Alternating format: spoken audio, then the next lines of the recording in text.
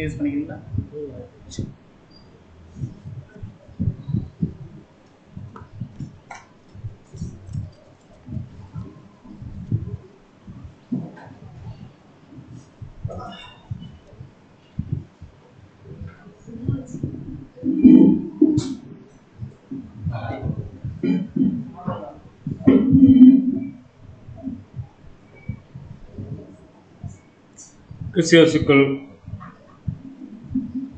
கிறிஸ்துவுக்குள் மிகவும் அன்பாக அழைக்கப்பட்ட நம் சகோதரர்கள் யாவருக்கும் நம் பிதாவாகிய தேவனாலும் ஆண்டவராகிய இயேசு கிறிஸ்து நாமம் துதியும் கனமும் மகிமை ஏறெடுத்துக்கொண்டு அடியேன் சார்ந்திருக்கும் பாண்டிச்சேரி சபையின் அன்பின் வாழ்த்துக்களையும் இந்த சமயத்தில் தெரிவித்துக் கொள்கிறேன். திருக்கோவில் இருக்கும் சபையின் சார்க்கும் சகோதர வாழ்த்துக்களையும் அடியேன் பாண்டிச்சேரி சபையில் உள்ள சகோதரருக்கு தெரிவித்துக் கொள்ள கடமைப்பட்டுக் என்ற வாழ்த்துக்களையும் தெரிவித்துக் கொண்டு நாம் இப்போது பாடத்துக்குள்ளாக கடந்து போகலாம். பாடத்தின் தலைப்பு என்னன்னா, அவர் கடைசி மட்டும் சகித்தார். இப்போ ஆக்சுவலாக நம்ம சகிக்கிறதுனா என்ன? இப்போ நாம் உலகத்தில் பிறந்து வளரும்போது சில நிறைய திறன்கள் இருக்கும். இப்போ ஸ்கூலுக்கு போவோம், காலேஜ் போவோம், அப்புறம் ஒரு திருமண வாழ்க்கை இருக்குது. அப்போ திருமணத்தில் குழந்தைகள் பிள்ளைகள் இப்படி சில பொறுப்பெல்லாம் இருக்குது. அதை கடந்து முதிர்ச்சி அடையும் போது சில பொறுப்புகள் நமக்கு வரும். சாவர வரைக்குமே சில பொறுப்புகள் நம்ம கடமைகள் இருக்கும். இப்போ இதை எல்லாவற்றையும் சடனாக நம்ம ஒரு மைண்டில் ஏற்றி டக்குன்னு செய்ய முடியுமான்னு பார்த்தா செய்ய முடியாது. இப்போ எல்லாத்துக்குமே ஒரு தருணம், ஒரு டைம், ஒரு நேரம் இருக்குது. ஒரு சில விஷயத்தில் நமக்கு கிடைக்கக்கூடிய சூழ்நிலை கூட இல்லாமல் போவோம். அப்போ அந்த விஷயம் கிடைக்கிற வரைக்குமே நம்ம என்ன பண்ணுவோம்னா சகிக்கணும். கடைசியில் என்ன பண்ணுவோம், மறிச்சு போயிடுறோம். அப்போ இந்த உலகத்தில் குறிச்சிட்டு ஒரு 40 இல்லை 50 ஒரு 60 வருஷம் வாழ்நாள்ல நிறைய விஷயங்கள் நம்ம சகிச்சு தான் ஆகணும் இல்லைங்களா? ஒரு ஹாஸ்பிட்டலுக்கு போகிறோம், குறைஞ்சது 4 மணி நேரம் ஒரு வியாதிக்கு நின்று தான் ஆகணும். இல்லை டாக்டர் கிட்டயோ இல்லை இருக்குங்கிட்ட சண்டை போட்டு வந்தால் நம்ம வியாதி என்ன பண்ணுவோம், முத்தி போயிடும். ஒரு கொஞ்ச நாளில் உயிரோடு இருக்கும்போது சீக்கிரமாக நம்ம மறிக்கக்கூடிய தருணம் இருப்பது. அப்போ அந்த சகிப்புன்ற ஒரு விஷயம் நம்ம வாழ்க்கையில் ஒரு முக்கியமான ஒரு ஸ்தானத்தில் இருக்குது. எதையுமே சகிக்காம எந்த ஒரு விஷயத்தையும் நம்ம அடைஞ்சன்றதை இது வரைக்கும் நம்ம ஏன்னா டக்குன்னு சொல்ல முடியுமா? ப்ராக்டிக்கலாகவே சொல்கிறேன். இப்போ பஸ்ஸில் ட்ராவல் பண்ணுறோம், ஒரு 2 மணி நேரம் 3 மணி நேரம் ட்ராவல் பண்ணோம்னாக்கா நமக்கு சீட்டே கிடைக்கலனாக்கா நின்றுட்டு போகணும். அப்போ அந்த சகிப்புத்தன்மை வருதா இல்லையா? சகிச்சாதான் நம்ம குறிப்பிட்ட இடத்துக்கு நம்ம போய் சேரது, ஒரு நல்ல காரியமாக எந்த ஒரு விஷயமா இருந்தாலும் போக முடியுது. இப்போ ஒரு காலேஜ் போனாலும் 4 வருஷம் 3 வருஷம் படித்தாதான் டக்குன்னு அடுத்த போஸ்டிங் போக முடியும். இல்லை டைரெக்டாக ஐயோ நான் படிச்சுட்டு தான் போக முடியாது, டைரெக்டாக ஒரு போஸ்டிங் போகணும் முடியுமா? இப்போ சகிப்புத்தன்மைன்றது எல்லாத்துக்குமே ஒரு மூல அடிப்படையாக ஒரு விஷயமா இருக்குது, ஒரு முக்கியமான ஒரு காரணமாக இருக்குது. சகிப்புத்தன்மை இல்லாமல் எந்த ஒரு மனுஷனும் எந்த ஒரு போஸ்டிங்கும் சரி, இந்த உலகத்தை வாழ்த்தாலும் சரி, எதோ ஒன்று அடையத்தாலும் சரி முடியாத ஒரு காரியன்றதை நம்ம இந்த ஒரு பாடத்தினுடைய ஒரு முக்கிய கருவாக இருக்குது. சகிப்புன்றது உலகத்தில் நார்மலாகவே இருக்கும். எல்லா விஷயத்துல எந்த இடத்துலையும் சரி, ஒரு குடும்பத்தில் ஒரு கணவனாக இருக்கட்டும், ஒரு மனைவியாக இருக்கட்டும், சகிச்சா மட்டும்தான் குடும்பத்தை கொண்டு போக முடியும். ஏன்னா ஒவ்வொருத்தரும் ஒரு கோணத்தில் இருப்பாங்க. அப்போ அந்த கோணத்தில் இருக்கவங்கள நம்ம சடனாக ஒரு அடித்தாலும் சண்டை போடாலும் முடியுமா? அப்படியே ஒரு குடும்பத்துக்குள்ளே இப்போ என்ன ஆகணும், ஒரு விரிசல் உண்டான மாதிரி ஆகிடும். அப்போ சகிப்புத்தன்மைன்றது எவ்வளோ ஒரு முக்கியமான விஷயன்றது நம்ம எல்லாமே வாழ்க்கை அடிப்படையில் பார்த்துட்டு இருக்கோம்.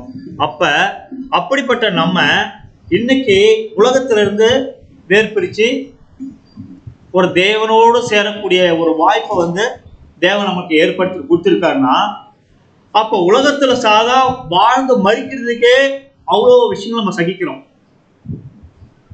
அப்போ தேவனோடு போய் சேரணும்னா நம்ம அதை காட்டிலும் பல மடங்கு சகிச்சா மட்டும்தான் போக முடியும். ஏன்னா சாதா வாழறதுக்கே நம்ம நிறைய இடங்களை சகிப்புத்தன்மை காட்டி தான் ஆகணும், வேற வழியே இல்லை. வாழ்ந்தாகணும், சகிப்புத்தன்மை சகிச்சு தான் ஆகணும். சகிச்சா மட்டும்தான் இந்த உலகத்தில் வாழ முடியும்.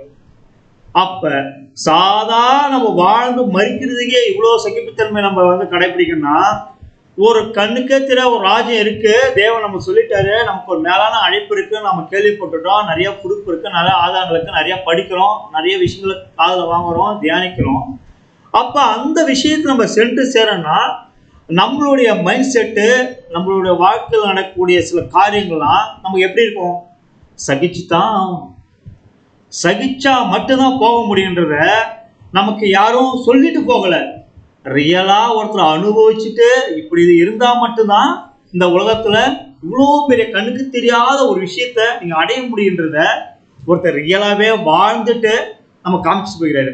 சில பேர் சொல்லிட்டு இருக்கான், ஏட்டளவில் எழுதி வச்சுட்டு போயிட்டாங்க, அவங்களுக்கு என்ன கிடையாது, எழுதிட்டு போயிட்டாங்க, எப்படி கடைப்பிடிக்க முடியும்? ஒரு கேள்வி நம்ம கேட்டுக்கலாம். பட் ஆனாலும் அவர் வாழ்ந்துட்டு போய்கிறாரு.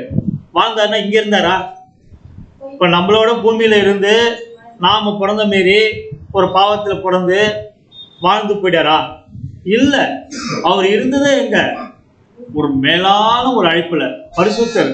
இந்த உலகத்தில் நடக்கிற எந்த ஒரு காரியமும் அவருக்கு நல்லது கெட்ட எதுவுமே அனுபவிக்காம பரிசுத்தரா இருந்துட்டு இந்த பாவ உலகத்துல 33 வருஷம் நல்லது கெட்டது, பசி, வேர்வை, துர்நாற்றம் எல்லா விஷயங்களையும் அவர் அனுபவிச்சு தான் போய்கிறார்.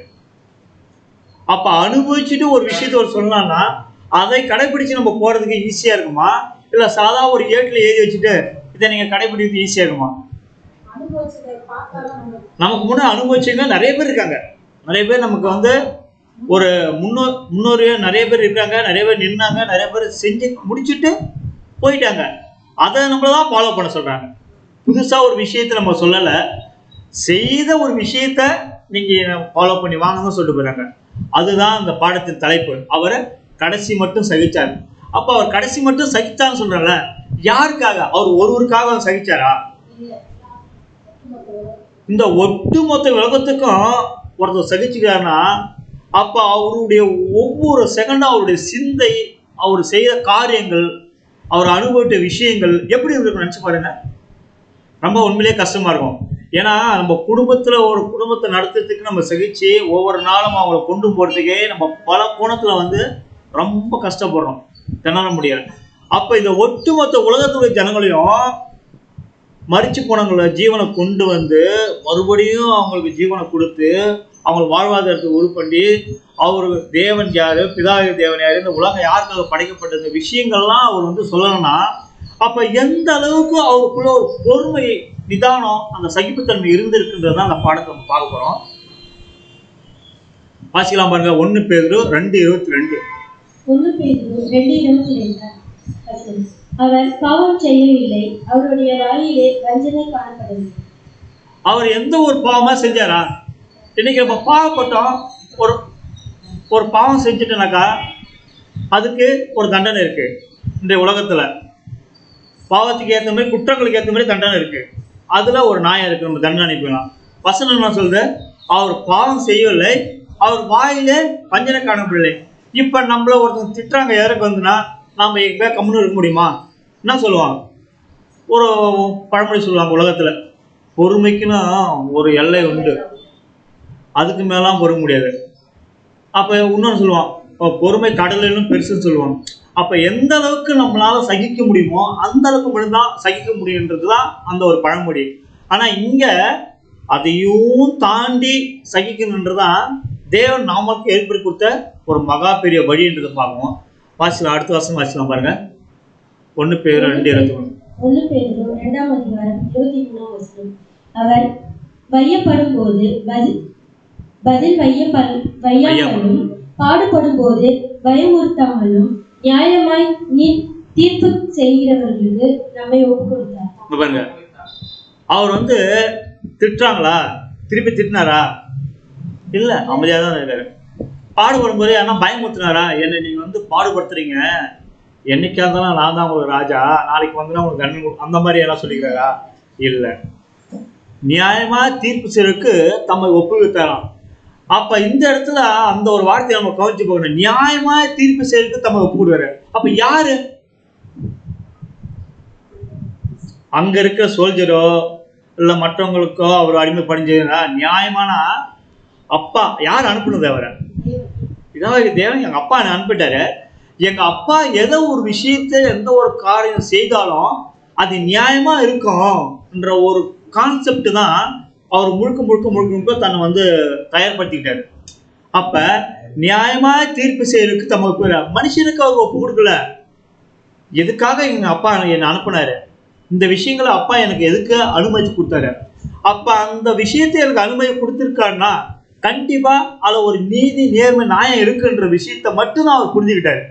புரிஞ்சுக்கிட்டு தான் எது நடந்தாலும் சகிச்சுக்கிட்டு அவர் வந்து தன்னை ஒப்பு கொடுத்துலாம் பார்க்குறோம். அப்புறம் கடைசியாக பார்த்தீங்கன்னா அவர் 6 மணி நேரம் வந்து தன்னை வந்து சிலுவையில் தொங்குறாரு. அந்த 6 மணி நேரத்தினுடைய வலியும் வேதனையும் நம்மளால கொஞ்சமாச்சு நிதானிச்சு பார்க்க முடியுமா?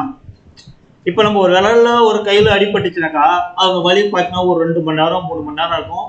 நம்ம ஒரு இன்ஜெக்ஷன் ஒரு ஹாஸ்பிட்டலுக்கு போவோம், ஒரு ஊசி போடுவோம், ஒரு மருந்து சாப்பிடுவோம், அது வலி பார்த்தீங்கன்னா கொஞ்சம் கொஞ்சம் கொஞ்சம் கம்மியாயிடும்.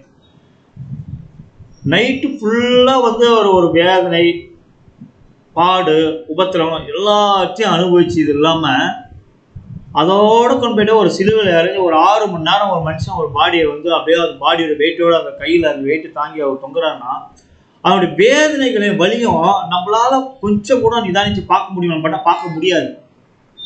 ஏன்னா அந்த தருணத்துல அவரு பட்ட வேதனை வழியெல்லாம் நம்மளால அந்த அளவுக்கு ஒரு மைண்ட்ல ஏற்றி இந்த அளவுக்கு அனுபவிச்சிருவாரான்றதை பார்த்தா கண்டிப்பா நம்ம மைண்ட் செட்டுக்கு அதெல்லாம் வந்து நிதானிக்க முடியுமான்னு பார்த்தா கண்டிப்பா நிதானிக்க முடியாதுன்றதை நம்ம பார்க்கலாம்.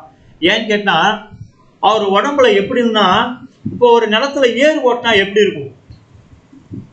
இப்போ நிலம் தரிசா கிடக்குது, புல்லு விளைஞ்சு காடு மாதிரி கிடக்குது, அதில் மாட்டை பூட்டியோ இல்லை டிராக்டர் விட்டு ஏறுவோன்னா எப்படி இருக்கும்? கீழே இருக்க மண் மேலே இருக்க மண் வந்து அப்படியே சதனையான மாதிரி அந்த உடம்புல எல்லா இடத்துலையும் அவருடைய புண்ணு எப்படி இருக்குன்னா அந்த ஒரு சாட்டில் வந்து மீன் கொக்கி பார்த்துருக்குல்ல, மீன் கொக்கி பார்த்தோன்னா ஒன் சைடு தான் இருக்கும், அதனுடைய கொக்கி பார்த்தோன்னா 2 சைடு இப்படி இருக்கும். அப்படியே அடிச்சு ஈத்தாக்கா அந்த மேத்தோலை அப்படியே கொஞ்சம் கொஞ்சம் கொஞ்சம் கொஞ்சமாக அப்படியே அந்த ரோமர் சோல்ஜி அடிச்சு ஈத்தாங்கன்னா அந்த சாட்டில் வந்து அப்படியே தனித்தனியாக அந்த மேலே இருக்க தோல் அப்படி பிச்சு பிச்சு பிச்சு பிச்சு வந்து இருக்கும். அப்போ எப்படி இருக்குன்னா ஒரு உழவு ஓட்டினா ஒரு நிலத்துல உழவு ஓட்டினா எப்படி இருக்குன்னா அந்த கலப்பில் அப்படியே மண் ஒரு பக்கம் அப்படியே சரிஞ்சு போயிட்டே இருக்கும் பார்த்தீங்களா? அந்த மாதிரி அவர் உடம்புல இருக்க மேற்தோல் ஃபுல்லாக அப்படியே சிலியா ஆகிப்போச்சு. அப்போ தலையில் அந்த முள்ள ஒரு கிரீடம், அப்போ அந்த இடத்துலையும் தலை ஃபுல்லாகவே புண்ணாகி போச்சு. அப்போ அவருக்கு அடிப்படாத இடமே இல்லை. ஒரு உடம்பு வந்து ஒரு ஏறு உழுதுன மாதிரி அந்த அளவுக்கு ஒரு தருணத்தில் வந்து அவர் உடம்பு வந்து அவ்வளோ புண்ணாகி போச்சு. சரீரம் மட்டுமா புண்ணாயிருக்குமான்னு பார்த்தா சரீரம் மட்டும் புண்ணாயிருக்குமா பார்த்தா அந்த சரீரத்தினுடைய பக்கத்தில் இருக்க பேசின அந்த வார்த்தைகள்லாம் வந்து ரொம்ப மனசளவுலையும் மைண்டலையும் அவருக்கு ரொம்ப வந்து ஒரு ப்ரெஷர் ஒரு டார்ச்சர் கொடுத்துருக்கும். ஆனால் இவ்வளோ ஒரு தருணத்துலையும் அவர் எந்த ஒரு சின்ன தாட்டு கூட அவர் மைண்டுக்குள்ளே போலன்றதான் பார்க்கணும். ஏன்னா ஒரு சின்ன தாட்டு வந்துன்னா கூட இன்னைக்கு நாம் இந்த இடத்துல நின்று பேசக்கூடிய ஒரு அவசியமே இருந்திருக்காது. ஏன்னா அவ்வளோ ஒரு பொறுப்பை தனக்கு கொடுத்தும் அவர் எந்த இடத்துலையும் தன்னை உயர்த்திக்கும் இல்லை, தனக்கு தண்டனை கொடுத்தவங்க யாருமே அவர் வந்து ஒரு பிரிச்சே இவங்க என்னை தண்டிக்கிறாங்களே, நான் பாவமே செய்யாமல் என்னை தண்டிக்கிறாங்களே ஒரு சிந்தை கூட அவருக்குள்ள வரவே இல்லை. அந்த அளவுக்கு தன்னை சகிச்சுக்கிறான்றதை நம்ம பார்த்துக்கலாம். அது மட்டும்தானா அவருக்கு வலி உடம்பளவில் வந்துச்சு, மைண்ட் அளவு இப்போ மனதளவுலேயும் வலி கொடுத்துட்டாங்க. ஏன்னா நைட்டு ஃபுல்லாக ஒரு அழகடிச்சிட்டு மறுபடியும் தண்டனை கொடுத்தாங்க. தண்டனை கொடுத்து அங்கே கேட்காத கேள்வியெல்லாம் கேட்டாங்க. கொடுத்தோம் அவ்வளோ பெரிய ஒரு சிலுவையை வந்து அவர் சுமக்க சொல்லிட்டாங்க. இப்போ எல்லா தருணத்துலேயும் வலி வந்து அதிகமாக இருக்குமா கம்மியாக இருக்குமா? அதிகமாக இருக்கும். ஏன்னா உடம்புல பலனே இருக்காது நைட்டு ஃபுல்லாக. ஏன்னா அவர் தண்ணி கொடுத்துருப்பாங்களா, இல்லை சாப்பாடு கொடுத்துருப்பாங்களா, எதுவுமே இருக்காது. உடம்பு பாடி எல்லாமே சோர்ந்து போயிருக்கும். அது கட்டத்துலேயும் அவர் அந்த சிலுவையை கொடுத்து அந்த இடத்துக்கு தூக்கின்னு போகிறாங்கன்னா எந்த அளவுக்கு அவருக்கு மைண்ட் அளவுக்கு எந்த அளவுக்கு ஒரு ப்ரெஷர் கிடைச்சுன்னு பார்த்தாக்கா அவர் வெளியில் சொல்ல முடியாத அளவுக்கு தன்னை வந்து ஒப்பு கொடுத்துருக்கான்னு பார்த்துக்கிறோம். அப்புறம் அந்த டைமிங் அவருக்கு நடந்த நேரம்லாம் எப்படி இருந்துன்னு வச்சுங்க, ஒரு ரொம்ப கொடுமையான நேரமாக இருந்திருக்கும். அவர் அரெஸ்ட் பண்ணதுலேருந்து அவங்க ஜட்ஜ்மெண்ட் கொடுத்ததுலேருந்து அவர் அடித்ததுலேருந்து மறுபடியும் அந்த வந்து சிலுவை சுமந்து வந்துருந்து எல்லாமே அந்த நேரம்லாம் பார்த்தீங்கன்னா அவருக்கு தனக்கு ரொம்ப கொடுமையான நேரமாக தான் இருக்கும். ஒவ்வொரு செகண்டும் வந்து அவர் அனுபவிக்க முடியாத ஒரு தருணங்களாக தான் இருக்கும். ஆனால் அந்த ஒவ்வொரு செகண்டும் நாம் நிதானித்து சரியாக தவறான நிதானிக்க முடியுமான்னு பார்த்தா டெஃபினெட்லாம் முடியாது. ஏன்னா அவர் இடத்துல நம்மளால இருக்க முடியாது. ஏன்னா நம்மளாலே வந்து இந்த உலகத்தில் நமக்கு நிறைய காரியங்களை அவருக்கு கொடுத்தோம், நம்ம கேட்டோம், நம்மளால ஒரு சகோதரன் சகோதரியோ நமக்கு சின்ன ஒரு வார்த்தை சொன்னாங்கன்னா கூட நம்மளால சகிக்க முடியல, சகிச்சுக்க முடியல. ஏன்னா விழுந்து போன மாமிச பலத்தினாலே நம்மளை சகிச்சுக்க முடியல. அந்த பரிசுத்தமான அந்த பரிசுத்தர் வந்து எந்த அளவுக்கு அந்த விஷயத்தை சகிச்சிருப்பாருன்றதை பார்த்தாக்கா ரொம்பவும் வெளியில சொல்லிக்க முடியாத ஒரு தருணம். ஏன் இன்னைக்கு இந்த விஷயத்தை நம்ம பார்க்கறோன்னா, இன்னைக்கு நம்ம வந்து அவர் என்ன பண்ண போறோம், வர மாசம் கடைசியில வந்து நாம் அவருடைய அப்பத்தையும் அவருடைய ரத்த பானத்தையும் ருசி பார்க்க போறோம். இந்த ஒரு தருணத்தில் எதுக்காக நம்ம ஏற்படுத்தி கொடுத்துருக்காரு? நமக்குள்ள பலம் பலவீனம் நமக்கு தெரியும். நிறைய பாவமான உலகத்துல இதுல சில சின்ன சின்ன பாவங்கள் நமக்கு தெரியாமலே பண்ணியிருப்போம், தெரிஞ்சு பண்ணியிருப்போம், விழுந்து போயிருப்போம். இதையெல்லாம் வந்து சுத்திகரித்து நமக்கு அவரு சகிச்சிட்டு நிமித்தம் நமக்கு அந்த ஒரு வாய்ப்பை மறுபடியும் ஏற்படுத்தி கொடுக்குறாரு. என் நிமித்தம் உங்களுக்கு வந்து ஒரு வாய்ப்பை ஏற்படுத்தி இனி வர நாட்களாவது நீங்க பாவம் செய்யாம பரிசுத்தரா வாழறதுக்கு முயற்சி செய்யுங்கன்றது. இப்ப உலகத்துல ஒரு தப்பு பண்ணிட்டு நம்ம தண்டனை கொடுக்குறாங்களா இல்லையா? தப்புக்கு ஏற்ற மாதிரி தண்டனை கொடுக்குறாங்க. அது யாருக்கு கொடுக்குறாங்க? மனுஷன் கொடுக்குறாரு. அந்த மனுஷன் பரிசுத்தரா அவரு. இப்ப ஒரு ஜட்ஜ்மெண்ட் கொடுக்குற மனுஷன் பரிசுத்தரா? அவரும் பாவப்பட்ட மனுஷன் தான், நாமளும் பாவப்பட்ட மனுஷன் தான். ஆனா நம்ம மேல குற்றமே இல்லைன்னு வச்சுங்க, நம்ம மேல குற்றமே இல்லை, ஆனா குற்றம் நிரூபிச்சுட்டாங்க. பட் அந்த குற்றம் நிரூபிச்சதுக்கு பாவப்பட்ட ஒரு மனுஷன் வந்து நமக்கு ஜட்ஜ்மெண்ட் கொடுத்து நம்ம ஒரு குறிப்பிட்ட காலத்துக்கு ஜெயிலையோ சிறையிலையோ இல்லை ஒரு குறிப்பிட்ட அமௌண்ட்டோ போட்டு நம்மளை வந்து தண்டனை பண்றாங்க. இப்ப பாவப்பட்ட மனுஷனுக்கு ஒரு தண்டனை கொடுத்து குறிப்பிட்ட காலம் ஆனவனே சரி நீங்க திருந்திட்டீங்க சொல்லிட்டு விடுதலை கொடுக்குறாரு ஒரு பரிசுத்த மனுஷரு. அப்ப நம்ம மேல எவ்வளோ ஒரு அன்பு, சொல்ல முடியாத ஒரு அன்பு வச்சிருந்தான்னா, என் நிமித்தம் நீங்க வந்து பாவம் பண்ணிட்டீங்க, மறுபடியும் அந்த பாவத்தை நீங்க சரி பண்றதுக்கு ஒரு டைம் கொடுக்குன்னு சொல்லிட்டு நாம ஜீவ காலம் வரைக்கும் நம்ம வாழ்நாள் எவ்வளோன்றது நமக்கு தெரியாது, அவருக்கு மட்டும்தான் தெரியும். ஏன்னா இதுக்குள்ள நம்ம பிள்ளை வந்து நமக்குள்ள இருக்க சின்ன சின்ன தப்பை திருத்திக்க மாட்டாரா, சகிக்க மாட்டாரா, ஒரு சகோதர சகோதரி செஞ்ச தவறை மன்னிக்க மாட்டாரா, மன்னிச்சு நம்ம கிட்ட வரமாட்டாரான்னு சொல்லிட்டு அப்பா கிட்ட பறிஞ்சு பேசி நமக்கான சில விஷயங்களை அவரு அப்பா கிட்ட பறிஞ்சு கேட்டுக்கிட்டு இருக்காரு. அப்ப இப்ப அவருக்கு எந்த அந்த ஒரு தருணம், எந்த ஒரு டைம் வந்து கொடிதா இருந்ததோ அதே போல இன்னும் நம்ம வாழும் காலத்தில் நமக்கு சில தருணங்கள் வந்து கொடிதா தான் இருக்குது. ஆனா அவரளவுக்கு பார்த்தா இல்லை, அவரளவுக்கு நம்ம நேரத்தை போய் கம்பேர் பண்ணி உங்களுக்கு நாங்க சகிச்சுட்டு இருக்கோம் பார்த்தா இல்லை, அவரளவுக்கு நம்ம கொடுக்குறோம். ஏன்னா தனக்கு எந்த அளவுக்கு பாடுகளை சகிக்க முடியுமோ அந்த அளவுக்கு மட்டும்தான் நமக்கு வந்து அந்த பாடுகள் உபத்திரம் கொடுக்குறாரு. அதே போல அந்த பாடுகள் வந்து வெளிவரத்துக்கு உண்டான வழியும் நம்ம கொடுக்குறாருன்றது வசனம் தெளிவா இருக்கு. நம்மளால தாங்க முடியாத அளவுக்கு உபத்திரங்கள பாடுகளை அவர் கொடுக்கறது இல்லை. ஆனாலும் நமக்கு வர வழிய பாடுகளை நம்ம எப்படி எடுத்துக்கணும்னா, ஐயோ எனக்கு இவ்வளோ பெருசு வந்துச்சு, எப்படி இவ்வளோ வலி வந்துச்சு, இவ்வளோ வேலை வந்துச்சு, இதனால என்னால் மீள முடியலேன்றது தருணத்தை வந்து நம்ம உருவாக்கிறோம். ஆக்சுவலா வருதுதான், ஒவ்வொருவங்களுக்கும் ஒரு வழி வருதுதான். ஆனா தேவனை அனுமதிக்கிறாரு, ஏதோ ஒரு காரணத்துக்கு அனுமதிக்கிறார். தேவனை அனுமதிக்காம தேவ பிள்ளைக்கு எங்கேயாவது ஒரு சின்ன விஷயம் நடந்திருக்கான்னு சொல்லுங்களா? இன்னைக்கு உலகத்துல நம்ம எவ்வளவு தூரம் போனாலும் திரும்பி வந்துடும் சொல்லிட்டு ஆணித்தனமா சொல்ல முடியும். உலகத்தான் சொல்றாங்க, இதோ ஆன் த வே, நான் வந்துட்டு இருக்கேன், நான் கிளம்பிட்டேன், இன்னும் 2 ஹவர்ல சேர்ந்துடும், 3 ஹவர்ல சேர்ந்துடும். உலகத்தான் எந்த அடிப்படையில் சொல்றாங்க? பிதாவாகிய தேவன் யாருன்னு தெரியாது, ஆண்டவராகிய இயேசு குமாரன் யாருன்னு தெரியாது, ஏதோ வந்தாரு மறிச்சாரு போனவர் மட்டும்தான் தெரியும், கேள்விப்பட்டுருவாங்க. பட் நமக்கு ஏன் வந்தாரு, எதுக்கு வந்தாரு, இன்னைக்கு கிடைக்கிற சூழ்நிலையெல்லாம் ஆராய்ஞ்சு பார்த்தா ஏன் இதெல்லாம் நடக்குது, எல்லா விஷயமும் தேவன் நமக்கு தெல்ல தெளிவா ஒவ்வொரு நாளும் அப்டேட் பண்ணிட்டு இருக்காரு. இப்போ நிறைய விஷயங்கள் அப்டேட் பண்ணிக்காரு. அப்படிப்பட்ட பிதாவாகிய தேவன் நம்மள ஒவ்வொரு செகண்டும் பார்த்துட்டு தான் இருக்காரு.